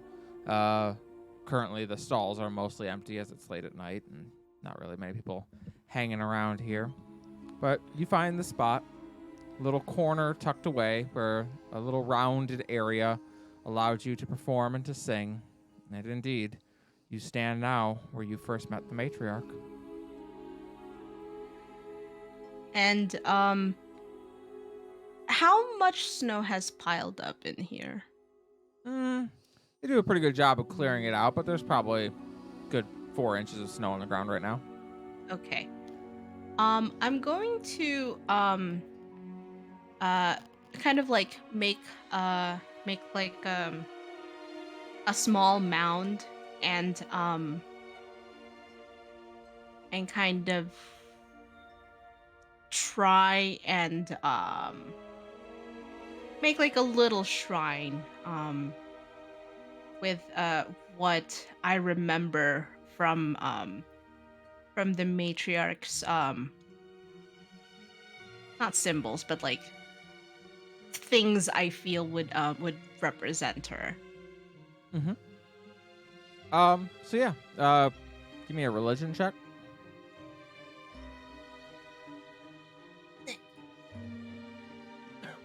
So you create a small little mound of snow here where you first met her. You on it, you take you reach into a your spell component pouch and take out a black raven's wing, or raven's feather rather, as well as a white eagle's feather, and lay them down along with the symbol of the matriarch. And I'm just going to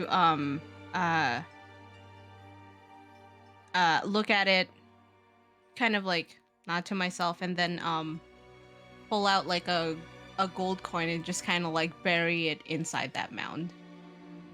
Nice. And you do. Nothing seems to happen as you do this, but as you do, there is a warmth within you. You're not quite certain what it means, or if it's just you feeling good about yourself in that moment, or if it's the matriarch trying to assure you. But that's all that seems to happen.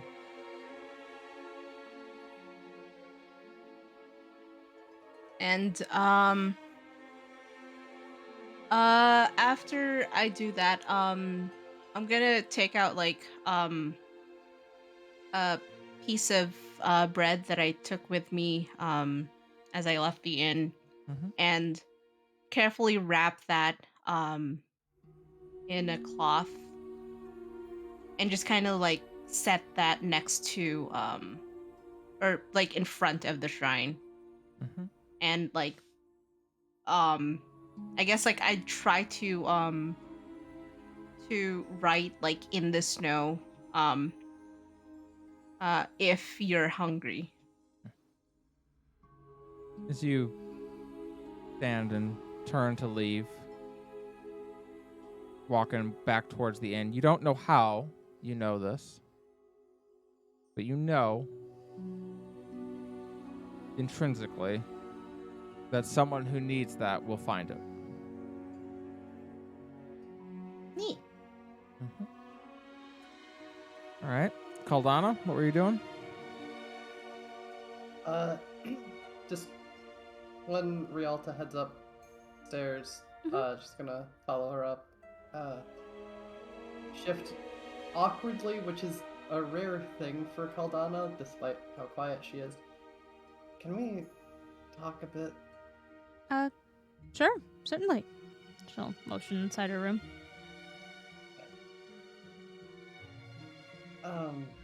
What is on your mind? I have a feeling I wasn't a great person before I, died. And she's gonna, pull out the journal and, just hand it to you open to a page where she's written the dream that she had. Which dream is this? The red lady sparking. Oh, I see.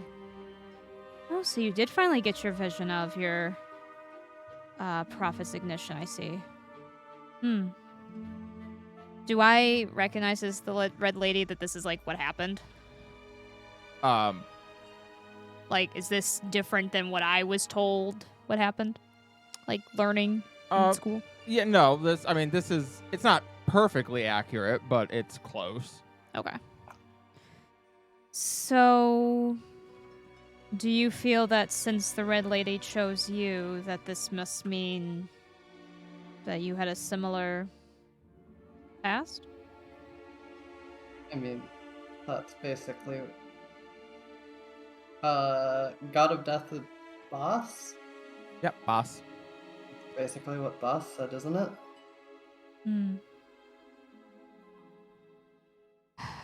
She thinks for a moment. I would normally tell you that sometimes coincidences are coincidences, but Selena and I share something in common. So I suppose it may not be completely out of the realm of suspicion. But if that's the case, what is your fear?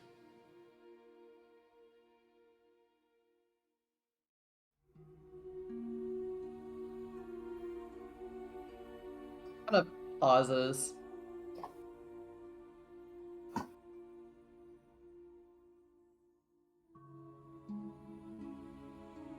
Not really sure how to put it in words.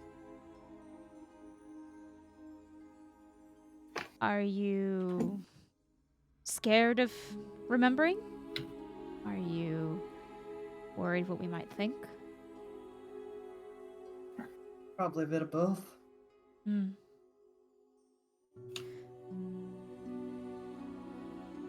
Is there anything that do you have any idea what you might have done that was so terrible? Or no clue at all? Well, if I had to guess, it'd be a lot of killing people.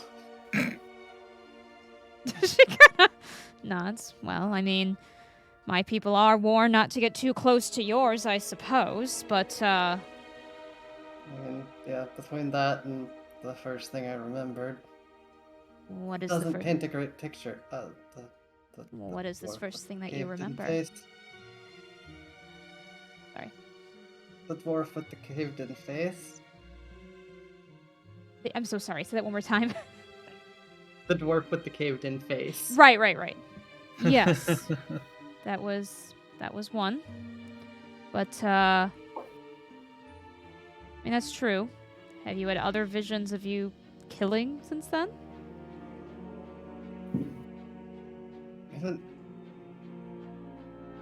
Callie, I haven't really gotten a whole lot other than that back, right? Nope. Oh, I didn't know if the other Gotten lady. anything else? Okay. misremembered. I thought you had one with the lady that we just saw in the bar. Yeah, you also saw yourself involved with Karina at one point. Although she said that the gem on your sword is not her gem.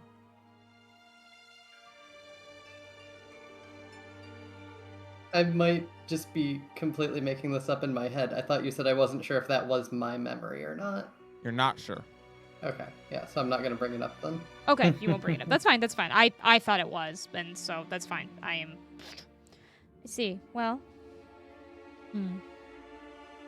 memories are an interesting thing.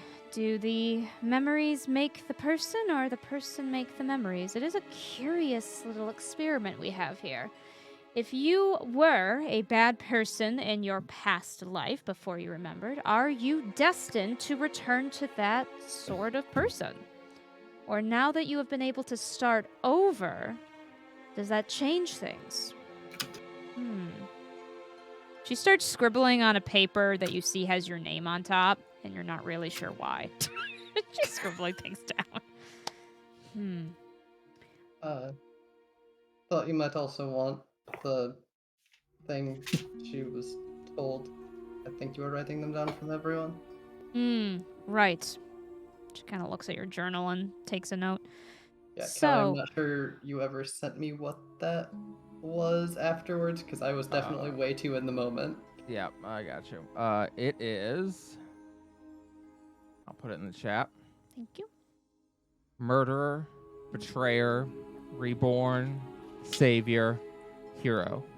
I will have need of you in the future. May you ever walk in the light. Which you can now confirm all the goddesses experienced something to that effect when they ignited, except for flora and fauna. It's interesting. They just got drowned, baby. Gently drowned, baby. Gently drowned, baby. Because that makes a difference. Oh, yeah. It's only the most ethical of infanticide. Oh, God. He kind of looks between all of the dream words that everyone put together. I have two things that are coming to mind. One for about you personally, the other from a greater point of view. For you personally, I mean, these terms are certainly, as the Red Lady is being described, may on first glance seem contradictory, but they also tell a story, don't they? Murderer, betrayer, who is reborn to be a savior and a hero. Perhaps if I had known you in your past life, I wouldn't like you very much. But, I don't know. You're different here now. Do you have a thirst to strike me down where I'm standing? Can't say I do. Well, then you're not psychopathic. That's good. Sometimes Not Varys. psychopathic. Well, that's different. That's different. Not psychopathic, except Varys. Jesus. But I suppose time will tell, won't it? I will say, if you start feeling more like a murderous intent, do let me know, so that maybe we can prevent anything. But I think the bigger picture here is, well, you were chosen for a reason. We all were. And if that means you get a second life, well, not many villains do.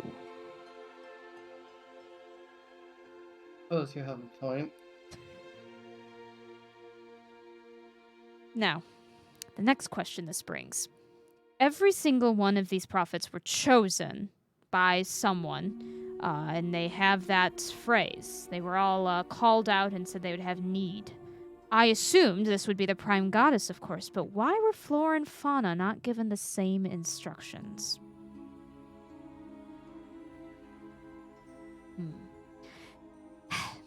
There can only be two options. Actually 3 options. 1, Sir Varys has poor memory. which is always an option. And he just failed to remember that because he was too taken aback by the fact that this was happening. I mean, Number 2. I don't know about you. I don't think I could forget those words if I tried. I know. That was the thing, right, Callie? Of like Yeah, I think so. weirdly perfect recall of at least that phrase. Yes, you can recall the whole scene. All of you with your dreams, you can recall them with perfect clarity. Excellent point, Caldana. We will strike that as one of the options. Option number 2. It is the Prime Goddess, and for some reason, Flora and Fauna were perhaps not given those instructions until a later point. Could be possible. Makes me question how the visions work and why we didn't hear that. So, could still be an option. Option 3. There's a different entity at play here that has not been born until after Flora and Fauna. Which begs the question of who.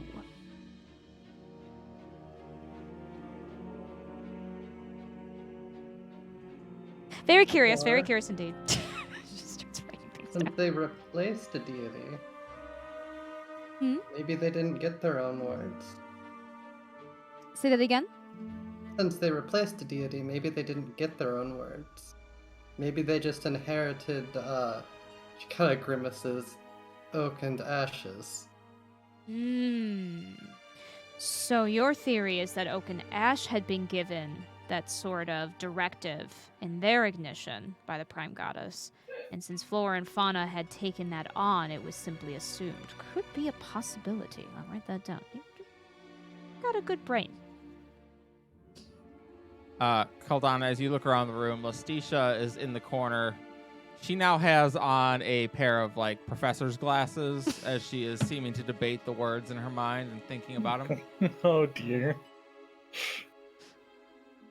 Caldana. Oh, I can't fail this class. What are you thinking about, Caldana? You don't want to know. You wanted to see me, Mrs. Robinson?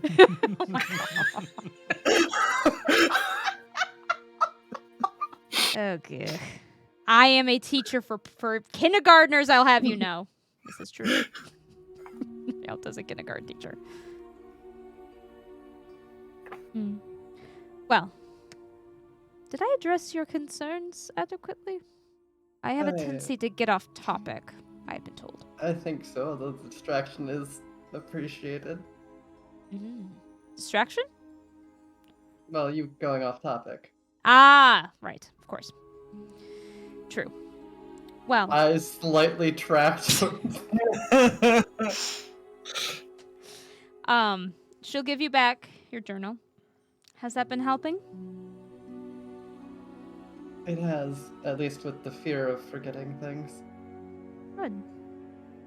Well, if obviously it's your journal, you don't need to share it, but I appreciate that you at least shared the dream or the vision. We'll maybe address these topics with the full group at some point, so I do appreciate you bringing it to my attention. And like I said, not everyone gets another second chance, so Yeah. for what it's worth, I am glad you're here.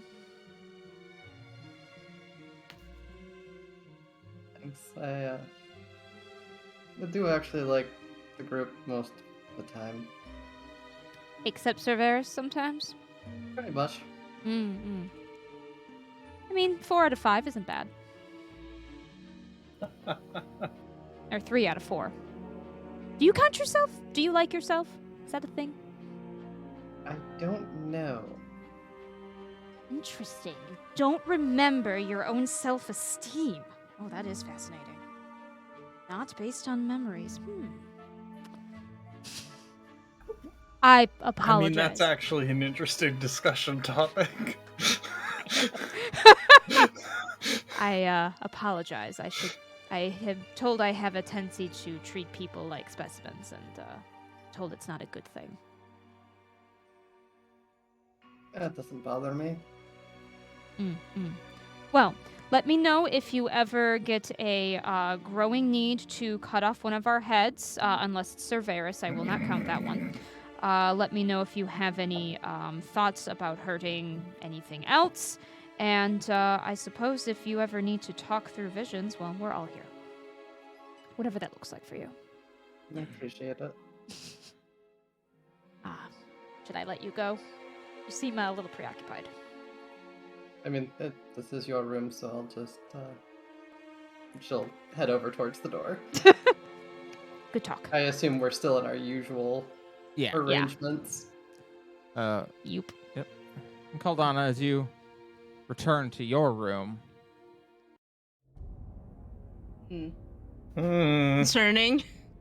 I don't know about that music. you enter into your room, and Letitia follows in behind you. She makes her way over and sits on the bed. She's bright, that one. Very bright. Mm-hmm. God damn it. I know why Flora and Fauna didn't hear the words.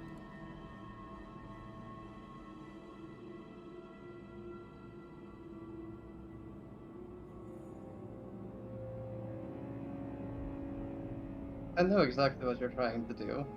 What am I trying to do? You're trying to get me to take a deal to know them. It would help you to know them, wouldn't it?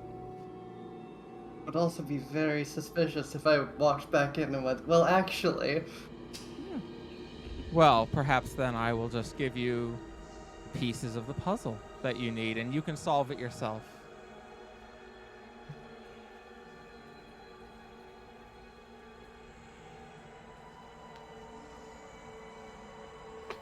Let us come back to that. Clearly, you are struggling yet to take my offers. I saw the Red Lady granted you her ignition. It would seem the That two of wasn't you have... me. You told me very specifically you didn't want to see it from me, and so I did not show you. I cannot go against your wishes. Well, she kind of points to wherever Stutz has ended up. I think you understand why I might have thought it was. I can only imagine the Red Lady was pleased to see you rebuff my advances.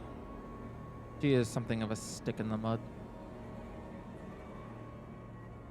As And I yet, have noticed. yet, you have now seen the kind of person she was in life. And presumably the kind of person I was. Does it matter? Not particularly. Good girl. What matters now are the decisions you make going forward. What you did in the past is irrelevant.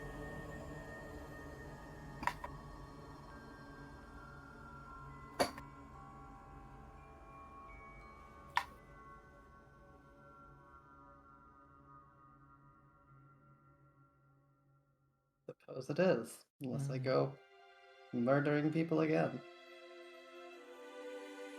Damn it. Sorry. Such happy music. Same thing that Robbie ran into the other night. Yep. Sorry. Here so I I go put- kill it again. Yay! You found your happy place. enable repeat, Bathed in the right? blood of my enemies. Alright, that should repeat now. So, that was quite a show you put on in the forest, at the edge of it anyway. Don't worry, I wouldn't have let her kill you. Well, I suppose if nothing else, that's appreciated, even if it is just self-preservation. That is the problem with our little arrangement, isn't it? I can't do anything for you without you believing it's in my own self-interest. I mean, Caldana did have a little bit of a teasing smirk with that one. However am I to prove myself if all I do, you are led to believe, is only because I wish to help myself? I mean, you did say as much. Cursed nature of dread demons.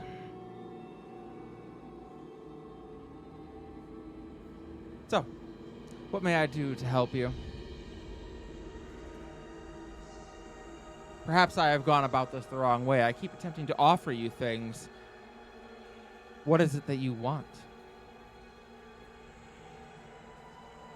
Well, that's a complicated question. Well, you haven't sent me away, so evidently you see some value in me.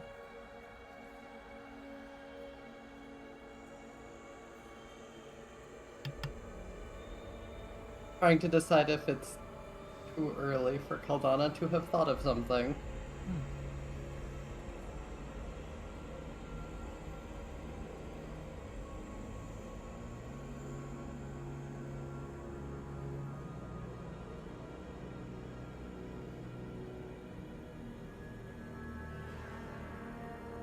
I'm gonna pause for a long moment. Mm-hmm. What is it that decides, how should I put this? Which way you spark? Is it things you did? Or things people believed about you? Scholars have debated that very question for thousands of years now. Indeed, it is some mixture of the two. Who you were and what emotions sparked you. They play hand in hand with what you become and what you have dominion over. But Just those like- don't have to be your emotions. No. And they frequently aren't. Otherwise, well, you're dealing with two dread demons. Ooh, dread demons. Ah. Yes. Why did the Red Lady become a god? Fascinating question, isn't it, when you see what kind of person she was? A murderer, a blasphemer, and she becomes a god. What a lovely sick joke, isn't it, Caldana?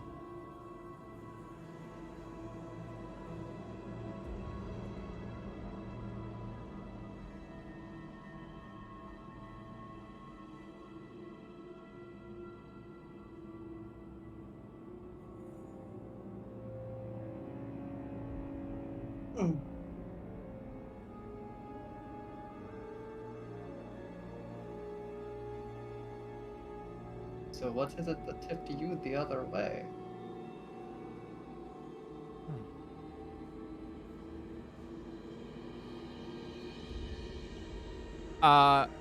When you ask that, the playful smile on her face disappears. On her face, it just vanishes. Right?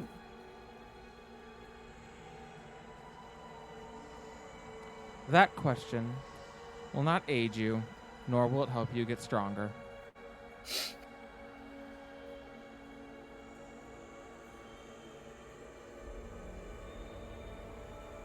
You asked what I wanted.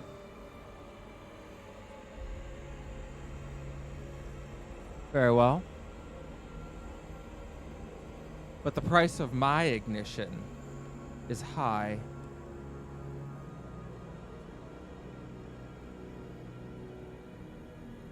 How You- high? You wish to know? You make for Moonbay, yes? Nod. Then in Moonbay, I want the body for 8 hours. From the time the bells chime 10 at night until the sun rises at 6. I get control of the body, and you can squirrel away in my mind for the evening. No conditions, no strings attached. 8 hours, I can do what I want.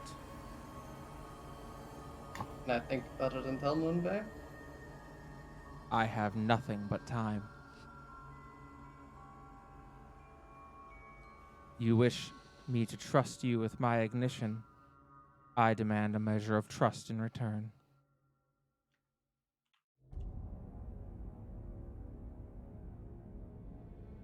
And she vanishes.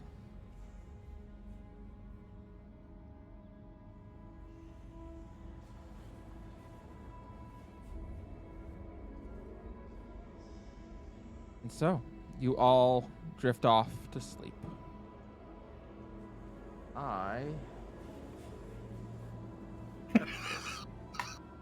Spell. Shudder.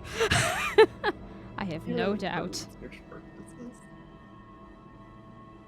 All right. Listen. I have no doubt that they are there. It was completely unintentional, but I'm so proud of how the that one line just hit with the music. Yeah, So good. that was perfect. So, the morning comes, and you all set out. Once again, departing Winter's Grip as you make north towards Bleakman's Burrow. There's nothing else anyone wanted to do in town, by the way, before we leave. No. I'm gonna say bye to Brandy. Oh, of course. Indeed, Brandy has prepared for you a small sack of trail rations and some cider to take with you. You didn't have to. Well, what can I say? I'm a fine girl. Yes, you are. Thank you. She gives you a big hug as you depart, and you all head out. North out of Winter's Grip, it's about a half-day's ride to Bleakman's Burrow. About 6 hours into your journey, you enter into Devil Blight Swamp. The thick, acrid scents of growth and decay hang heavy here. Yet the road is well-traveled, and it is not particularly difficult to reach the bridge into Bleakman's Burrow. As you have been promised, the village itself isn't really a village. It's a series of small homesteads. There aren't any communal buildings here in Bleakman's Burrow, merely a number of residences and a single boathouse on the river. To say that this is not much is to say the least of it. Is it the fantasy equivalent of a one red light town? I'm not sure they have a crossroads in this town. It is also, ironically, one of the oldest cities around, and yet it is very small. City's an it's interesting word. That'd be a very generous term. Village would be a generous term for Bleakman's Burrow. So you continue on north. The trail north from Bleakman's Burrow is densely populated by forest. To your left, the God's Grasp Forest, and to your right is Penumbra's Glade. But throughout the day, the forest slowly draws to an end, and you find yourself in mostly flat lands. Brux, this looks very familiar. And indeed, in the distance, you can see Horizon's Cross out near the water. At this point, you're about 6 hours ride from Moonbay. You could push through the night to reach it, or you can stop here in Horizon's Cross to rest for the night. It's probably about 7 o'clock at night right now. But completely up to you. I mean, I don't mind stopping if we need to, but I don't have anything special to do. Stopping would be a good call. Okay. Horizon's Cross itself is a small walled village on the Twilight Coast, mostly human, subsisting on fishing and farming. Farmland dots the countryside near the walls, and you can see in the waters beyond the myriad fishing boats. Within the city itself, Brux, you know it quite well. You lived here for a number of years. You're able to guide the party down to a small little 2-story building called the Seaside's Delight, which is it's the only inn in Horizon's Coast. You are not spoiled for choice in this city. It is very small. Okay. So wooden building definitely appears to be fit for the small population of the town. Inside there are 7 tables and 4 booths. And the bar is more of a service window with 2 doors to the right from which a pair of servers quickly scramble around. They're both human girls, one with blonde hair and one with red. Brux, you recognize them. They are named Jenna and Roche.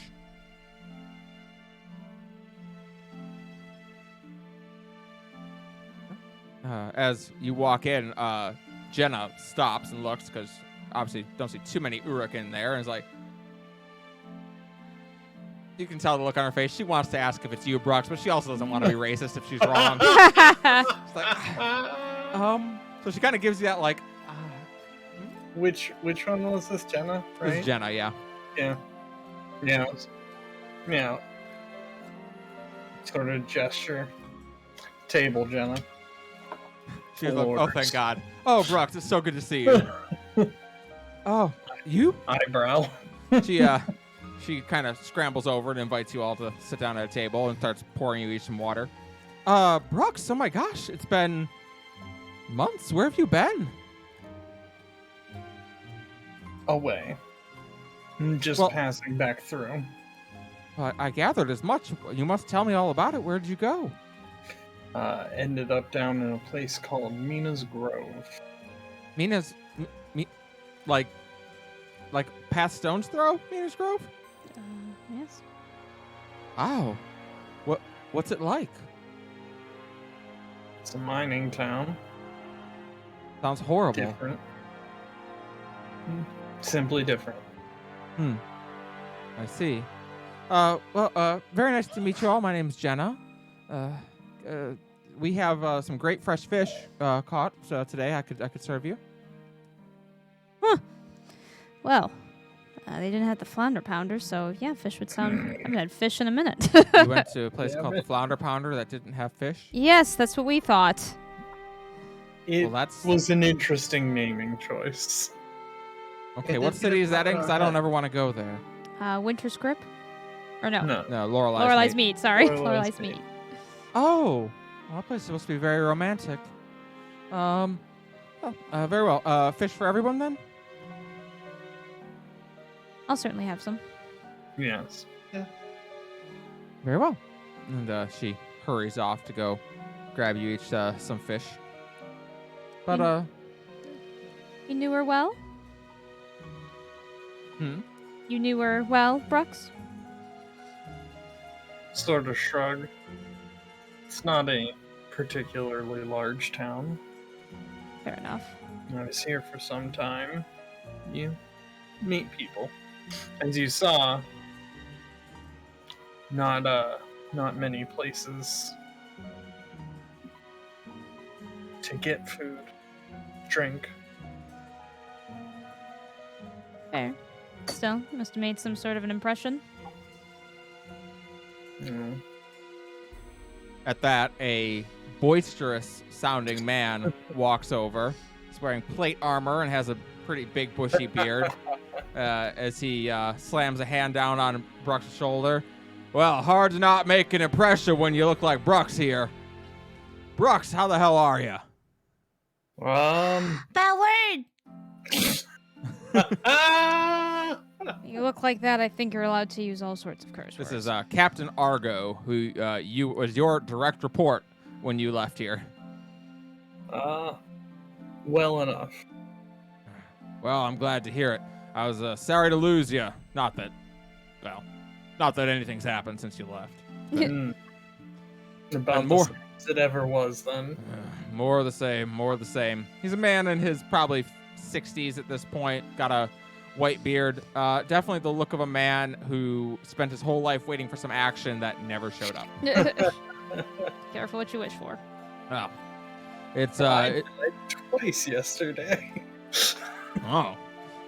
Who are your unusual looking companions? I'm Rialta. Rialta. Oh, one of the Pleasure. halflings. Okay. Sky Dwarf, excuse you. if it Sky pleases Dwarf. Okay, I've never heard of a Sky Dwarf. Sounds interesting. She blinks in confusion at that. Just shakes her head. No farther north I have gotten, the less people recognize my people. He then looks over to Melody. Tiefling. Interesting. Nice. I thought you all had red skin. That's interesting. And then he looks to Caldana. Tiefling. Oh. Are you a demon? Hey, he was going to suggest that you were an Uruk like Brooks, but... oh. Hi, I'm Melody. Hi, Melody. I didn't realize tieflings could look so different. That's interesting. He's a It's because dragonborn. I'm not a tiefling. Dragonborn. Uh-huh. Fascinating. Thank you. Are you here to invade? What? I don't think so. Maybe. All the books that I Invade read your said that the heart. Dragonborns just go to war. Yeah, I get that a lot. Have some old books. Well, I mean, if you're sure you're not invading, I could get the guys. We could, defend the city. I can sing songs for you. Well, If you have an inn somewhere, I can perform for you guys. well, this is the inn. Yeah, man. This is the only one. And I can perform here. Well, very well. So he looks to Brooks. So you're not leading like a vengeful attack force on the city or something? See no need for it at this time. Yeah, I thought not. Maybe next time around. You seem disappointed. No, it's great. It's for the best. Happy, peaceful life. They say, may you live in boring times. Are you like Sir Varys? He looks down to Sir Varys. I do not think so. He is a unique individual. Mm-hmm. Well, Though I'll let oddly quiet of late. you. Yeah. I'm the relief.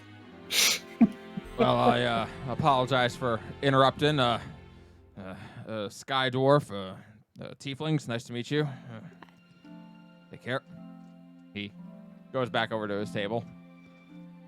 He knows I'm a dragonborn. He's an ass, but well-meaning. Roche walks over now, the red-headed girl with your food. He does not. And she sets down your drinks. Okay. Well, so long as he's not like, trying to get me to go angry and stuff. Yeah, I mean, as far as reactions I've gotten, I'll take it. Mm-hmm. Yeah, no, he doesn't mean anything like by it. He's just He Well, means what? he's never I left just Horizon's sort of- Coast, and it shows. I just sort of look over at Varys. I'm like, We know Varys that. is we've Varys is met oddly somebody quiet. like this before. Yeah, he's oddly quiet about this as he just takes a big drink. I see. Just Probably just mumble some something about loud squiggles. slurping. Mm-hmm. So, No, let's not remember that time in session 1 where he said something incredibly racist. to yeah, Count he Dog. sure did. Just right off the bat, just like, hey. Yep, he You, sure did. So, the evening is yours, and it is quiet as every evening in Horizon's Coast is. Brooks, this feels familiar. Too familiar, and you are eager to leave. Yes.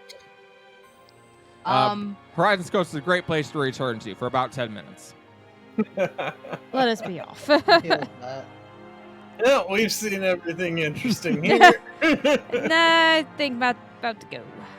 So, in the morning, you again set out. You've been told that the road up to past the Salt Marsh to Moonbay was clear last they saw, and indeed you head off. Means it's time again to change music.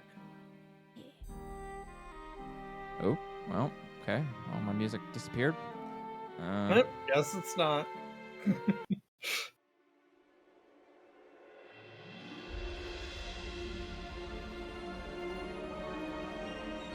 The jewel of the Twilight Coast, and indeed, the massive elven city on the eastern coast of Terrasen stands apart from all other cities on the continent. Nowhere outside of Mitra Glorianda does a city quite like this exist. In the distance, you can see the beautiful spires, elven in architecture, extending above the walls of the city. The entire city seems to shimmer in the light of day, and indeed, as you get closer, you can see why. Where other cities use stone and metal in their construction, Moonbay is constructed from glass. For those who have been, you know this glass to be as hard as diamond, an ancient construction technique brought over from Mitra Glorianda when the city was founded. The walls of the city are deep green, and from a distance appear to be stone, but as you draw nearer, you see that they too are made from this glassy substance. The massive spires and towers are made of a thinner glass that allows light through, and are braced with metal beams that twist and spin into intricate works of art. To the eastern side of the city, the great harbor extends out into the water, 3 massive piers currently mooring trading vessels. In the city itself, 3 main structures stand out. On the north side of the city is the largest of these structures, a temple with an outer wall and 4 spires on each corner. The temple itself is constructed of glass and metal with an open top in the center. Peeking over the tops of the walls of this temple, you can see trees and what appears to be a small forest surrounding it. Just off the western side of this temple is the second of these structures. This one, however, is a massive tree extending high upwards. Long vines hang off the many branches of the tree, and a mist seems to swirl about it. The final of these structures is the fountain you can see even from this distance. In the center of the city, a fountain rises up over the walls of the city. It seems to be a multi-level fountain with water spurting out the top and cascading down into waiting pools below. Atop the fountain, you can see what looks to be a small temple in the center. And let me jump us over to our new map. Fancy.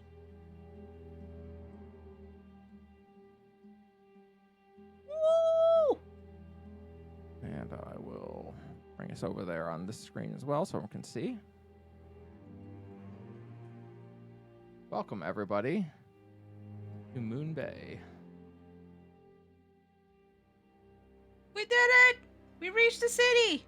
You did it. it. You made it to I was- Moonbay. Honestly, looking earlier and wondering if we could squeeze another week out of this trip. So as you arrive from the city's western entrance as the road kind of curves around from the salt marsh. And so you are arriving up here in this corner. And you enter into the city. Where would you like to go? It's probably about noon as you're arriving, maybe a little after. Well, should we go straight to the Unredo, or should we maybe find lodgings first? I would like a tour, but I don't want to delay our meeting any more than we need to. Time-wise, travel. Oh, yeah. It was about a week's journey. No, like time of day. Oh, well, like one-ish. Okay, so like mid-afternoon. Yeah, early afternoon, I would say. How long do I have to decide if I'm taking that deal? Whenever she comes to find out. Well, she had set a time. Well, she said she wanted from 10 o'clock at night until 6 in the morning were the time she said she wanted. So eat the whole evening, basically. Yeah, she wants the overnight. The overnight shift. As you do. Down at the Caldana factory.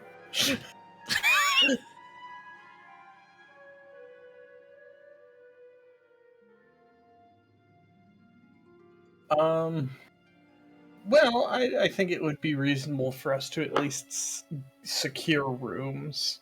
Very well. Also, directions. That makes sense. There is a loud growl in the cart. Oh boy.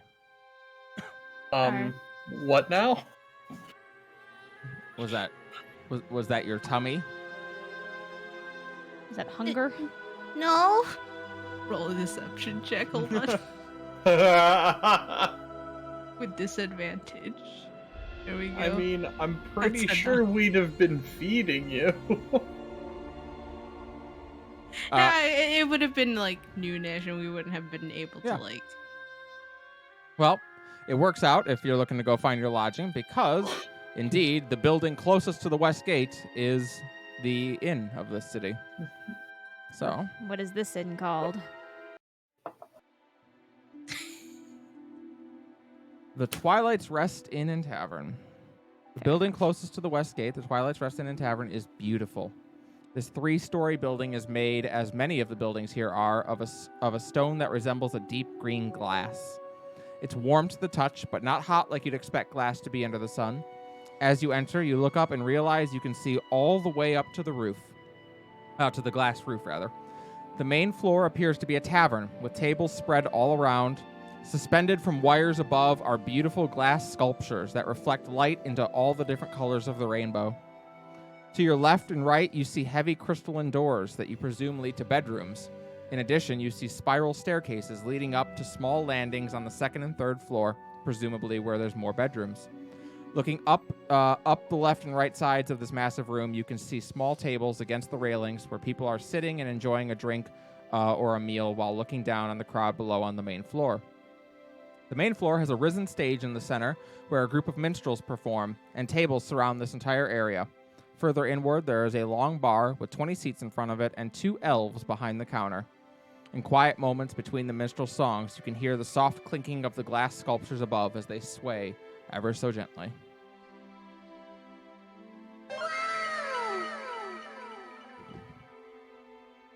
I have to say, it is quite pretty here.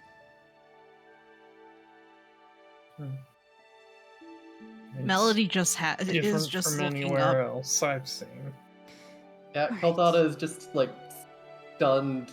And what the fuck is this? Realtor will kind of push Cerberus and hope that he doesn't screw up talking to them to ask us for rooms. But you will be there to also be a voice. All right. Is there a reason that Cerberus has to do the speaking? Because he's an elf. Okay. Wow. She'll ask. It was more if I didn't know if they're gonna be rude to us, but she'll No. talk. So I was gonna you say, yeah, go. I've been You- here. Pretty colors. you There's approach so many the. pretty colors. It is very beautiful in here. You've never seen anything like this in an inn, except for you, Brooke. So you've been here once before, so you have seen this place before. Melody is going to try and chase one of the lights. You do chase it, but it is a light. Wait, come back!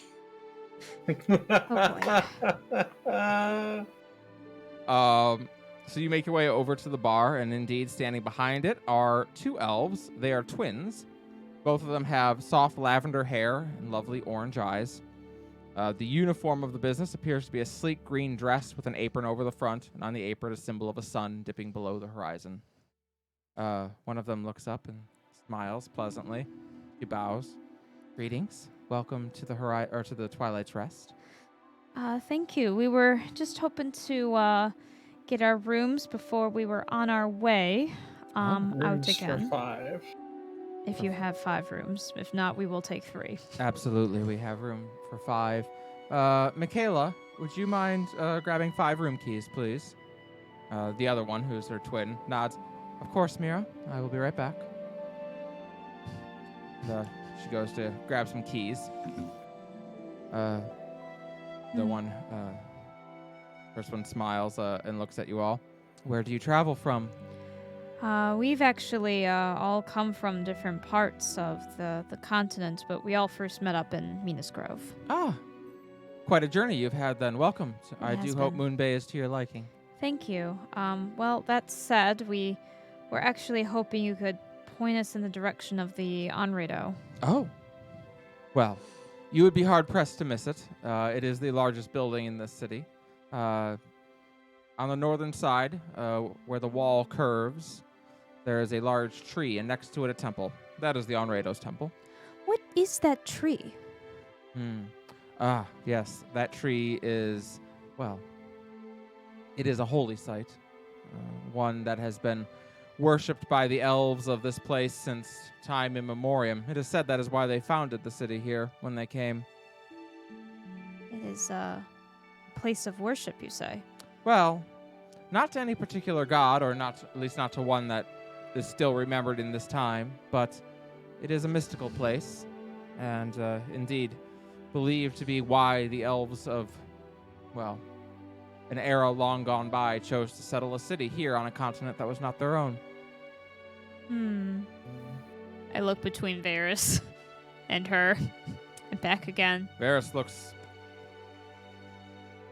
like you'd expect Varys to look. He looks like, yet again, this is probably something that conflicts with something that he has been told at some point. Ah!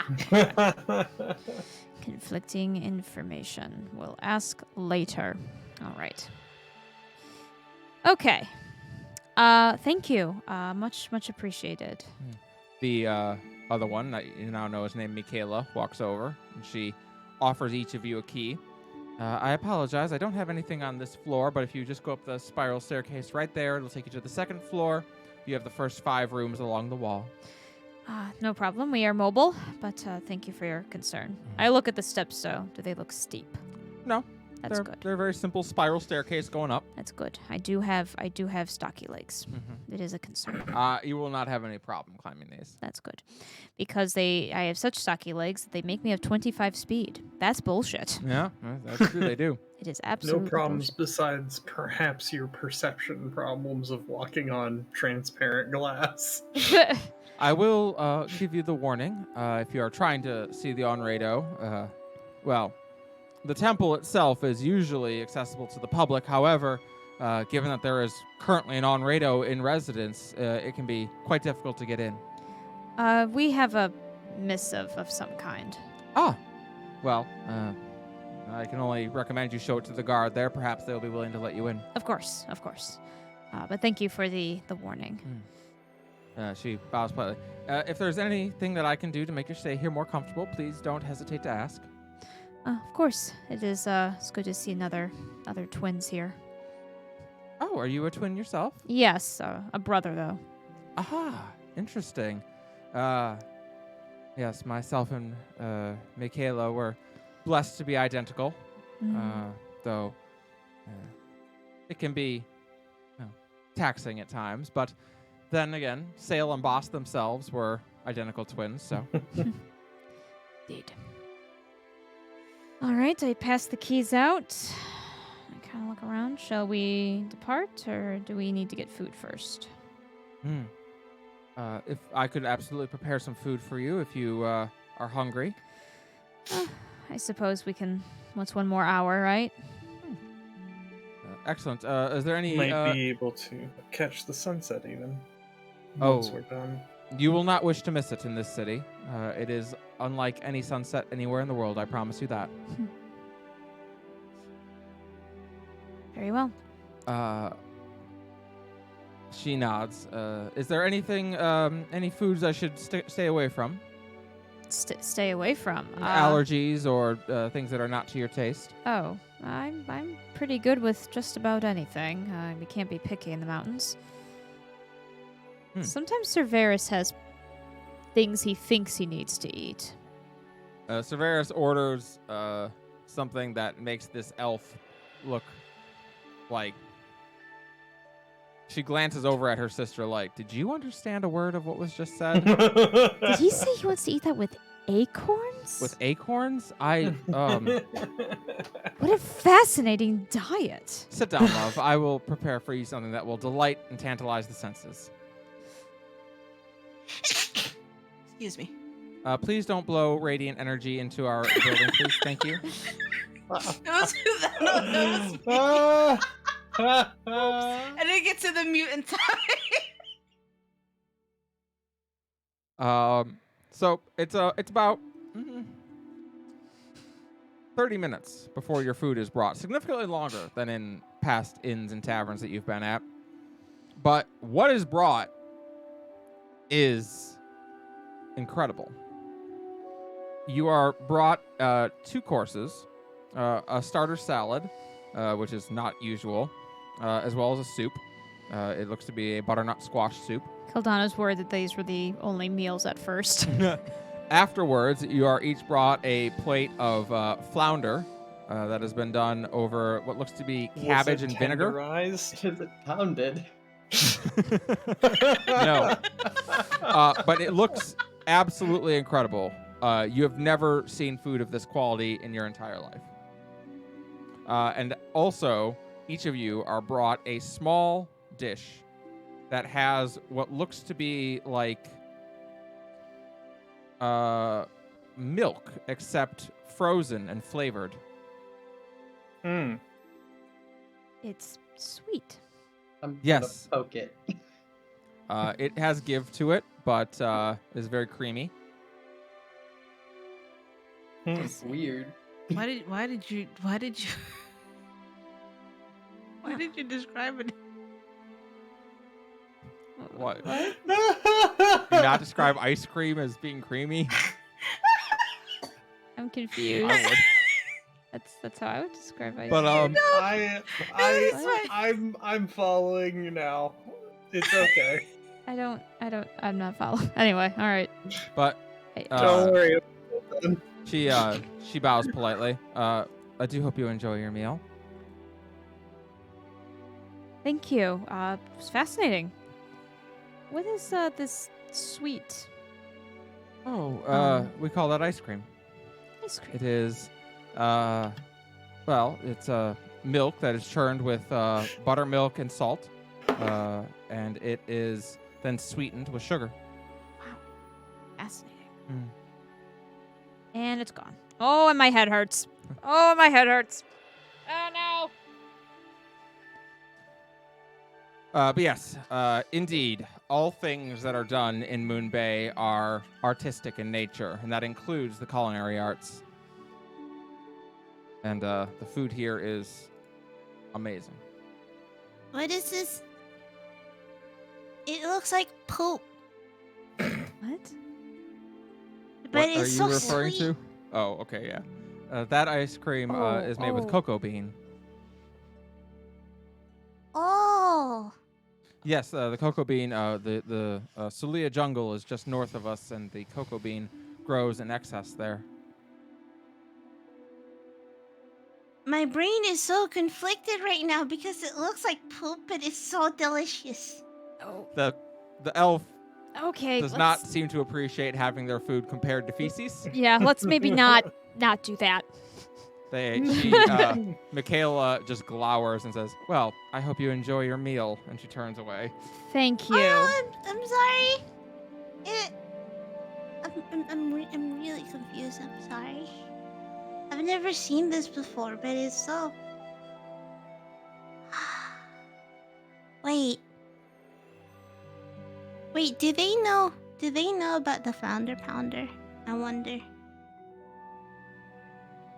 I don't know. I suppose we could ask. Because if they don't, they could probably get fish there, like this one. And she points to the flounder.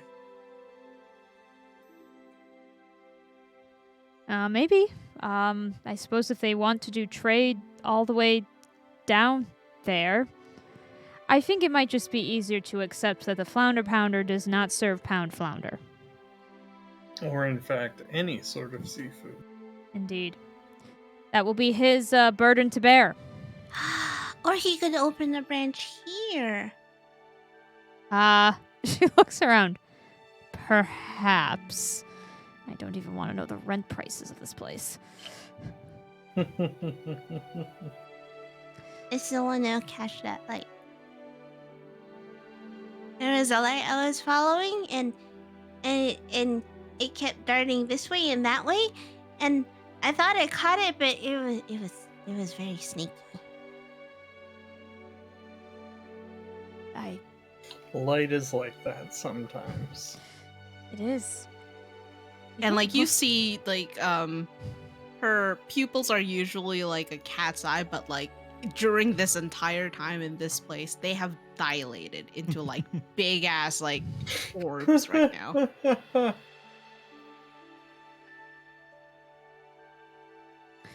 I see. Well, we'll need to be careful of the amount of refracted light that will likely come through this fascinating glass. Is anyone else interested in how they make this glass? Do you think they'd tell me if I asked nicely? If they do, I want to go with you because I need to apologize about saying their food was like poop, that like delicious poop. Well, I'm not sure if they would be able to answer that or not, but maybe at some point I will see. I just can imagine if we put this in Heaven's Observatory. Actually, we would just create a giant laser, so that may be a bad idea. What's a laser? I just mean that when you have highly concentrated light, you can burn things.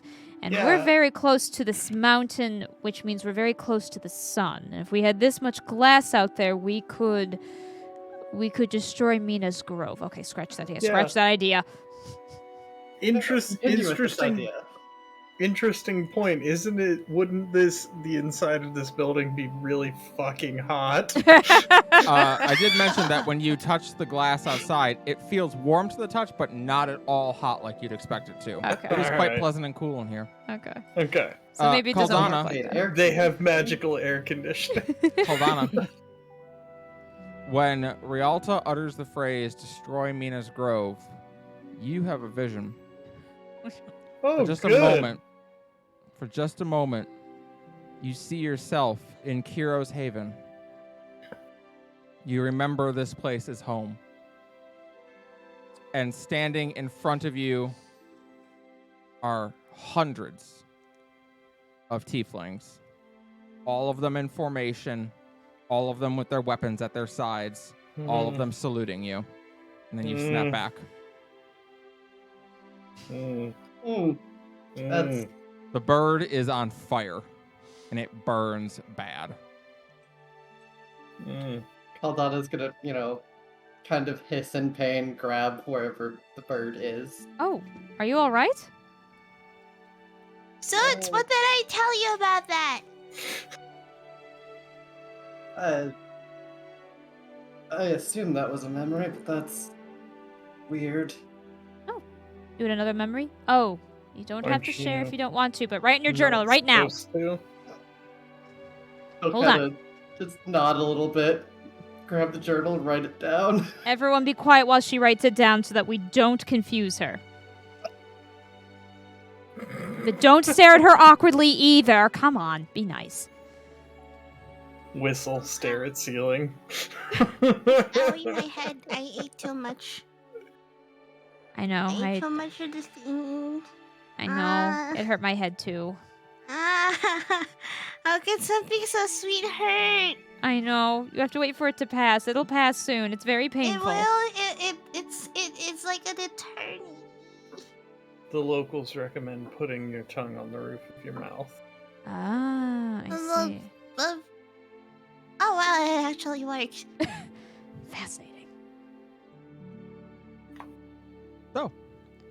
You all enjoy your meal. For the rooms for the night and for your meals, it ends up costing you 5 gold. How much you got in the party? Enough. 74. Oh, now we have to carry math. All right, I got it from the party gold. I'm actually going to do I'm actually going to use my my by popular demand, which is I can perform and I can receive free lodging. Yeah, all right. You don't perform right now, but you do secure that you will perform tonight before bed. Okay. So Neat. do I? So In one exchange, less so gold. 4 gold. Got it. Well, now we're at an even 70. Oh, I like being at 69 gold. And I'm going to find or at least like I'm going to ask around for a person like in the kitchen to ask if I can like talk to someone like a cook or something like that. You would ask Michaela, and she thinks, I suppose, is there a complaint that you wish to lodge with the food? Oh no, I want to apologize about my the thing I said earlier. I understand. You have never been to Moonbay before. Some of our culinary delights are, well, I can see the confusion. Yeah, I mean, like, I understand where you're coming from, and I get why. But like, I just wanted to say that was like one of the most delicious things that I ever had. Even though it was like at one point I ate it too fast and I got really head hurty. Ah, yes. That can happen if you consume it too quickly. And, well, I will take it as a compliment that you felt the need to consume it so quickly. Oh, also, I wanted to ask if you guys have like like bean juice? Oh, coffee. Yeah. Wait. Do you guys have a latte? We do. I like lattes. I could have one prepared for you in the morning if you would like when you awaken tomorrow. Yes, please. I will have one sent to your room in the morning. Thank you. No. Oh no. The first time I had a latte was like in Mina's Grove, and it was at this stall that was run by this nice old lady called Hilda, and and and she let me have a taste, and I was like, wow. I should warn you then, the potency of the coffee beans that we get here by our nature of, well, the Celia jungle is just to the north of us, are far stronger than anything you'd be able to get down in Mina's Grove. So if you've not had coffee from Moonbay before, I would advise going light on it. What do you mean? It's far more, more kick here. Your food kicks? I'll just have a latte sent to your room in the morning. Okay. All right. Seriously, that was delicious food. I'm so glad you enjoyed it. She bows politely, and a genuine smile comes across her face.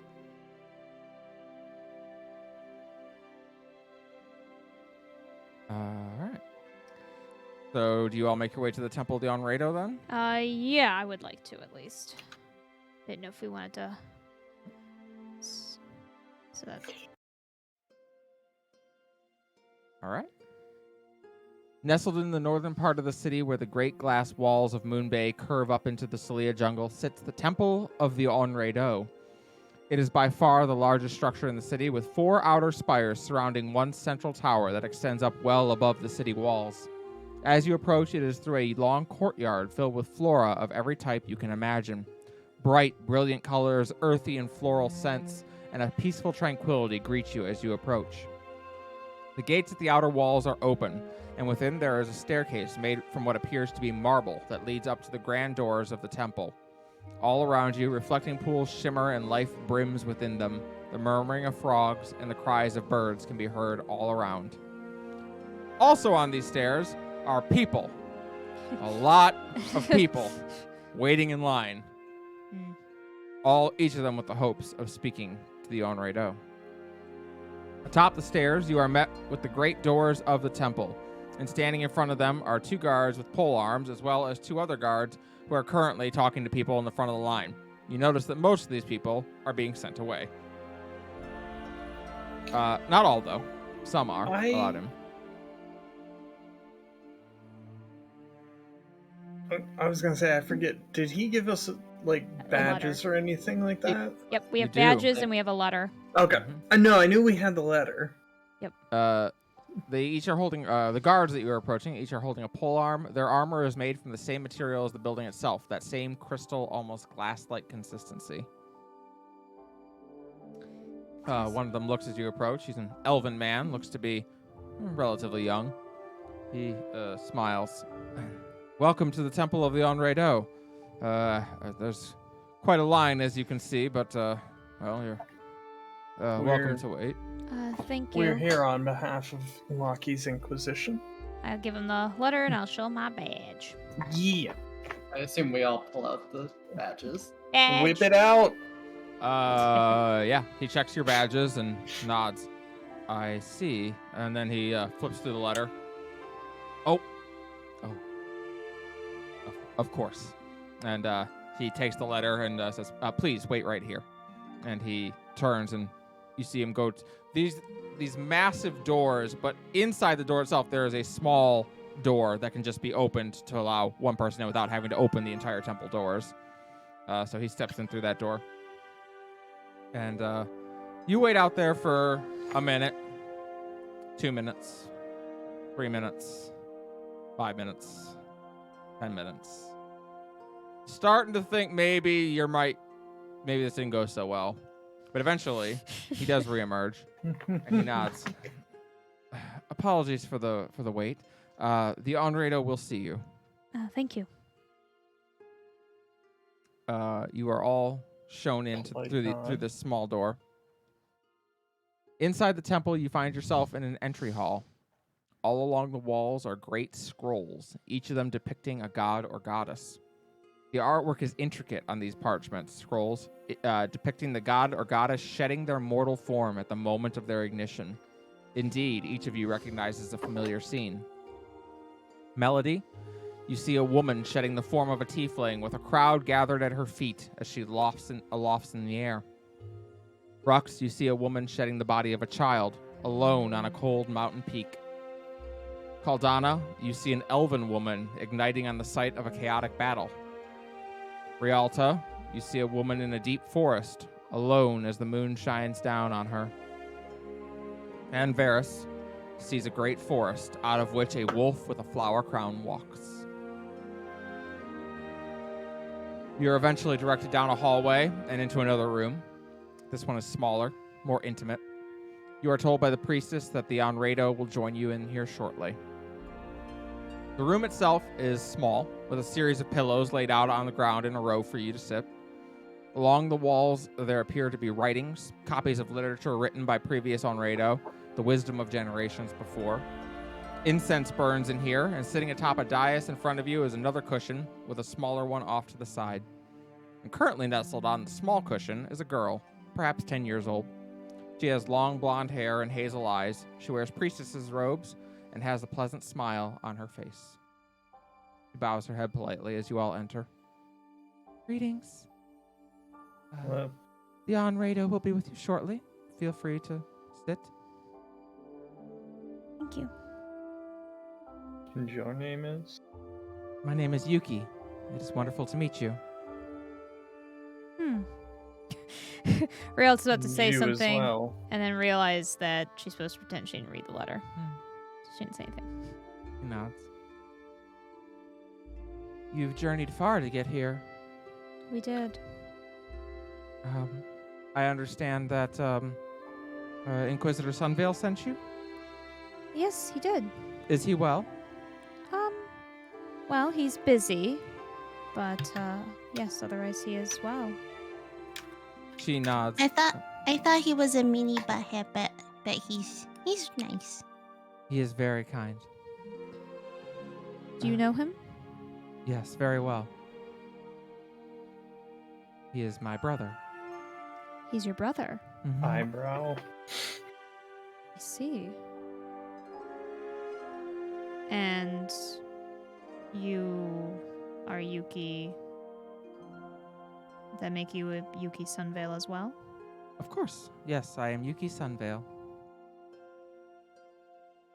I see. She smiles. It is wonderful to meet you. So nice to meet you as well, Brux. You know our names? Yes. I know all of you.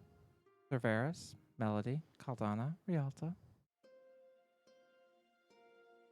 Do you work closely with the Onredo? I do. Well, as closely as I can. There are many expectations upon her and me as well. But when I can work with her, I do.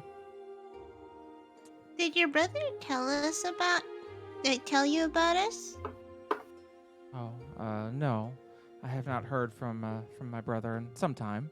But he does write when he can and get messages out as he's able to. He was doing well when we last saw him. No, it is the Onredo who told me of your names and that you would be coming. Oh, You should be along shortly, actually, and she looks around. Ah, indeed. The doors in the back of the room open, and a woman enters. She looks to be in her 80s or 90s. She is very old. Her white hair hangs down, and once it sat in a bun, though it is somewhat disheveled at this point. She walks along with the aid of a walker, or of a cane, rather. And Yuki stands up and hurries over to help her over towards the cushion and help her to kneel on it and look out at all of you. The woman smiles, somewhat gnarled smile at this point, as age has taken its toll on her, and she nods. Greetings. I am Onredo Tsuki. Welcome to Moonbay. Thank you for having us. He nods. Well, I understand my son has sent you. Yes. Yes, he did not mention the relationship, but He wouldn't. I see. Vigorous as ever, that one. And indeed, as you look at these two, both Yuki and Suki are human. They are not elves. But that would mean that there was a unlikely circumstance indeed that led to Martine and Yuki being different races. But Interesting. he nods. Well, you have come far, and there is much that I would hear from you. Tell me, what has occurred in Mina's Grove? Oh, demons. Yes. The main thing we came across was I suppose there's lots of details we can get into, but Many. we met these demon dog-like creatures that spoke a name, and we were able to stop some of them from reaching their target, but it seems that Stone's Throw has, well, many of the human counselors there have been targeted and killed. Yes. 3 of them. One of them was named by these dogs that Yes, we don't know about that the we other were two. not able to stop. I understand. Yes, 3 human counselors are dead, and the situation in Stone's Throw grows more dire with each passing day. Already, well, different factions have begun to strive to take power, to take advantage of the awkward situation on the council. Of Tells you them, what it meant, doesn't it? Of them, the most problematic is the disciples of Lao. Disciples of Lao? Yes, Lao is the god of the dawn. Well, in life, he was the last human king, King Alexander Highguard. At the end of his reign, he decreed that there would not be another king, that in his place there would be the Council of Stone's Throw, and it was he who named the first council.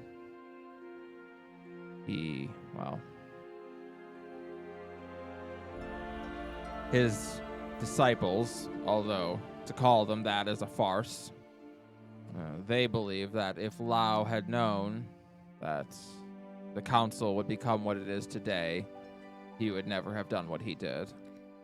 And they seek to return this continent to a monarchy. A monarchy? Snort. would be- Indeed. They don't understand the reality that this continent is not what it was then, and that it changed then because it had to.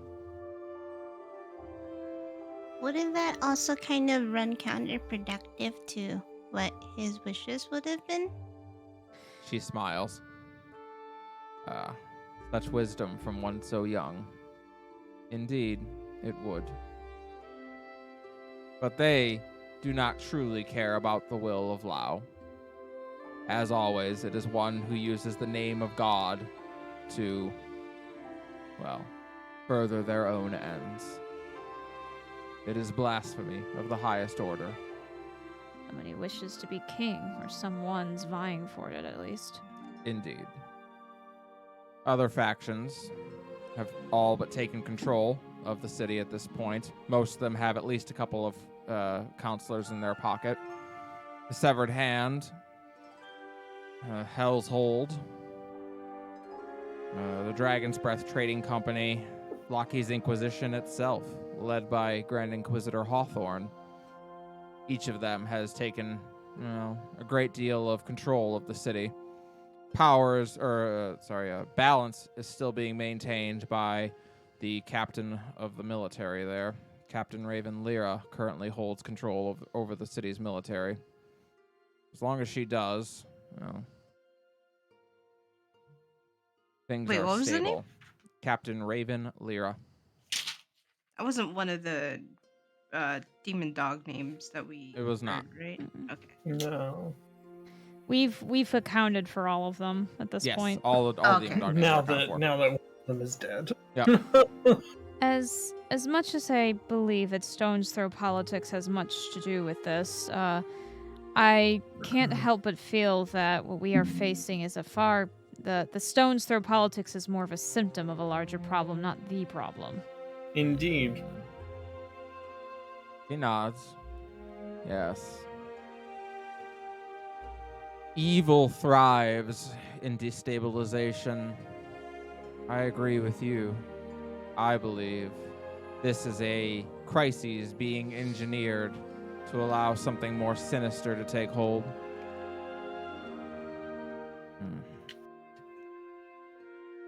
Perhaps my son was not wrong to send you. You seem smart, wise, chosen, perhaps. Wait, you're his mom. I am. Mm-hmm. I'm sorry, I just put that together. Ah.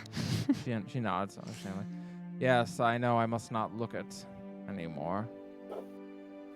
She looks herself. Would you believe that I am only 49 years old? What? Yes. The price of being an Onredo. The mortal form was not meant to hold what I have.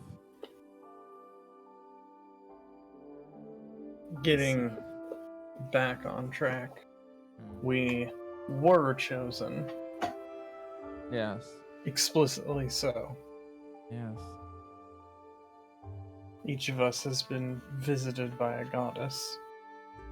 He nods. And then she looks at each of you.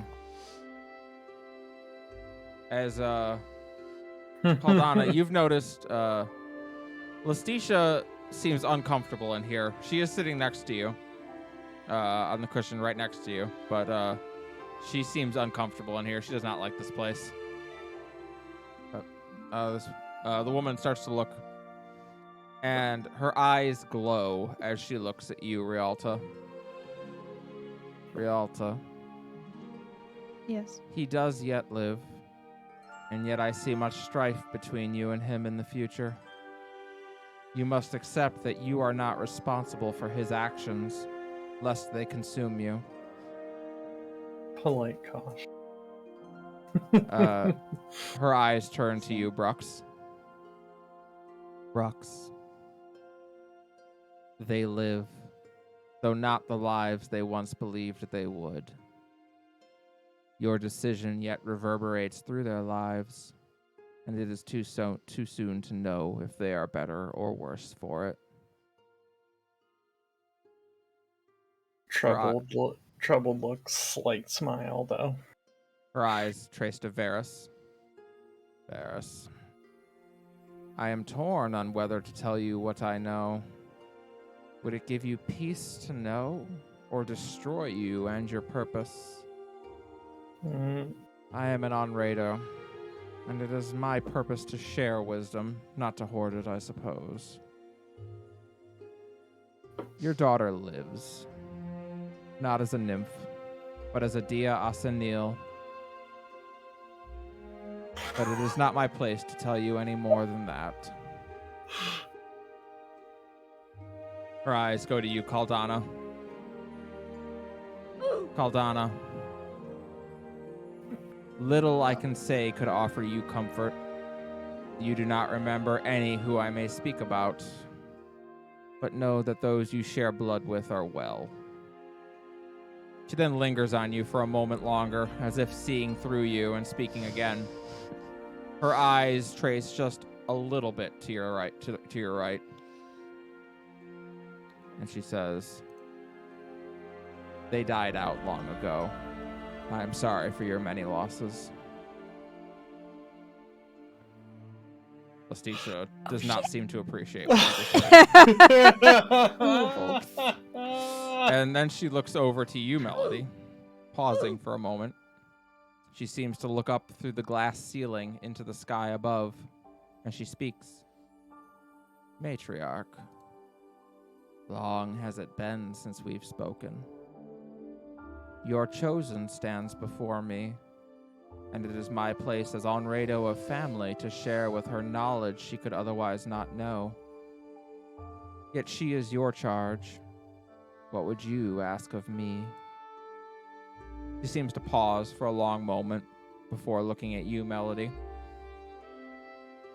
I am to ask you your heart's desire. Do you wish to know, child, the fate of your parents?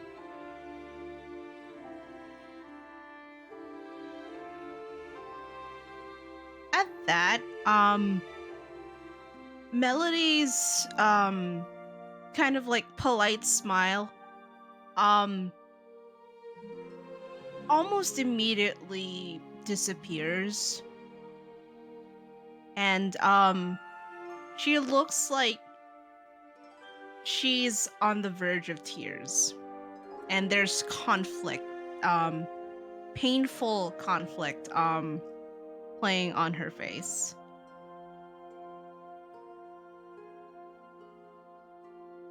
She looks sympathetic at that, but she waits, for it is your choice.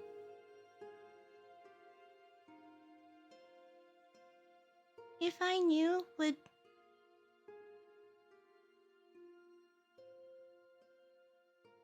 it affect what I was sent here to do? If I told you that they were in danger, would you leave? Would you abandon your purpose to go find them?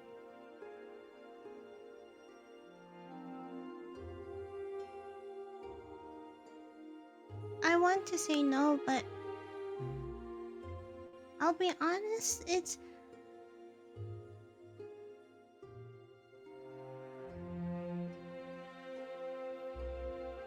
I think they'll understand. It is a journey to help heal the world. That's what the nods. matriarch told me. It is a journey, Melody. I see two women traveling. One of them is always looking forward, and the other is looking back. A purpose drives them, taking them far from that which they care about. Doubt clouds the mind of one. Resignation determines the path of the other.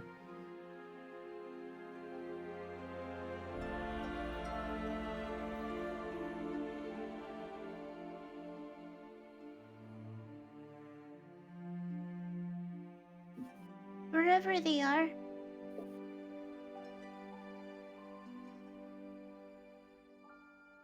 Are they safe? Are they happy? She closes her eyes.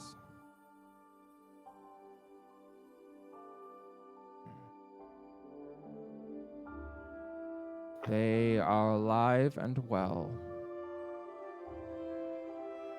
But I sense that they have been given a purpose of their own. One that will take them into danger. And I cannot see beyond that.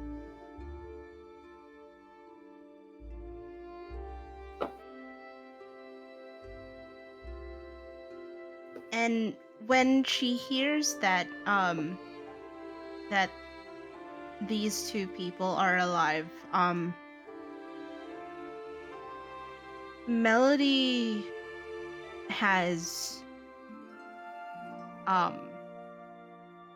tears that just like free flowing from her eyes. And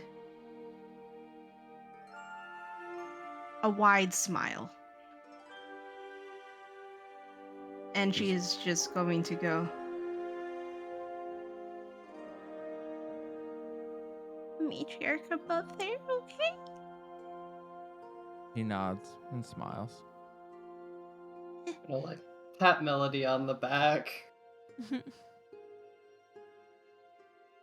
Now, my son has asked me to check you for the divine spark. You wish to know if you possess her light. I am sorry to say that you do not. At least, not as it has been seen in the past. The spark is rare nowadays. So very rare. In my 3 years here, I have only seen it in one other. But you do, each of you, possess something of her light. These flickers of divinity are more than is seen in most. And against such a backdrop, against a void from which her light is absent, these whispers in silence may yet shine bright and true. I believe my son was correct in sending you here. And that is where we will leave off tonight.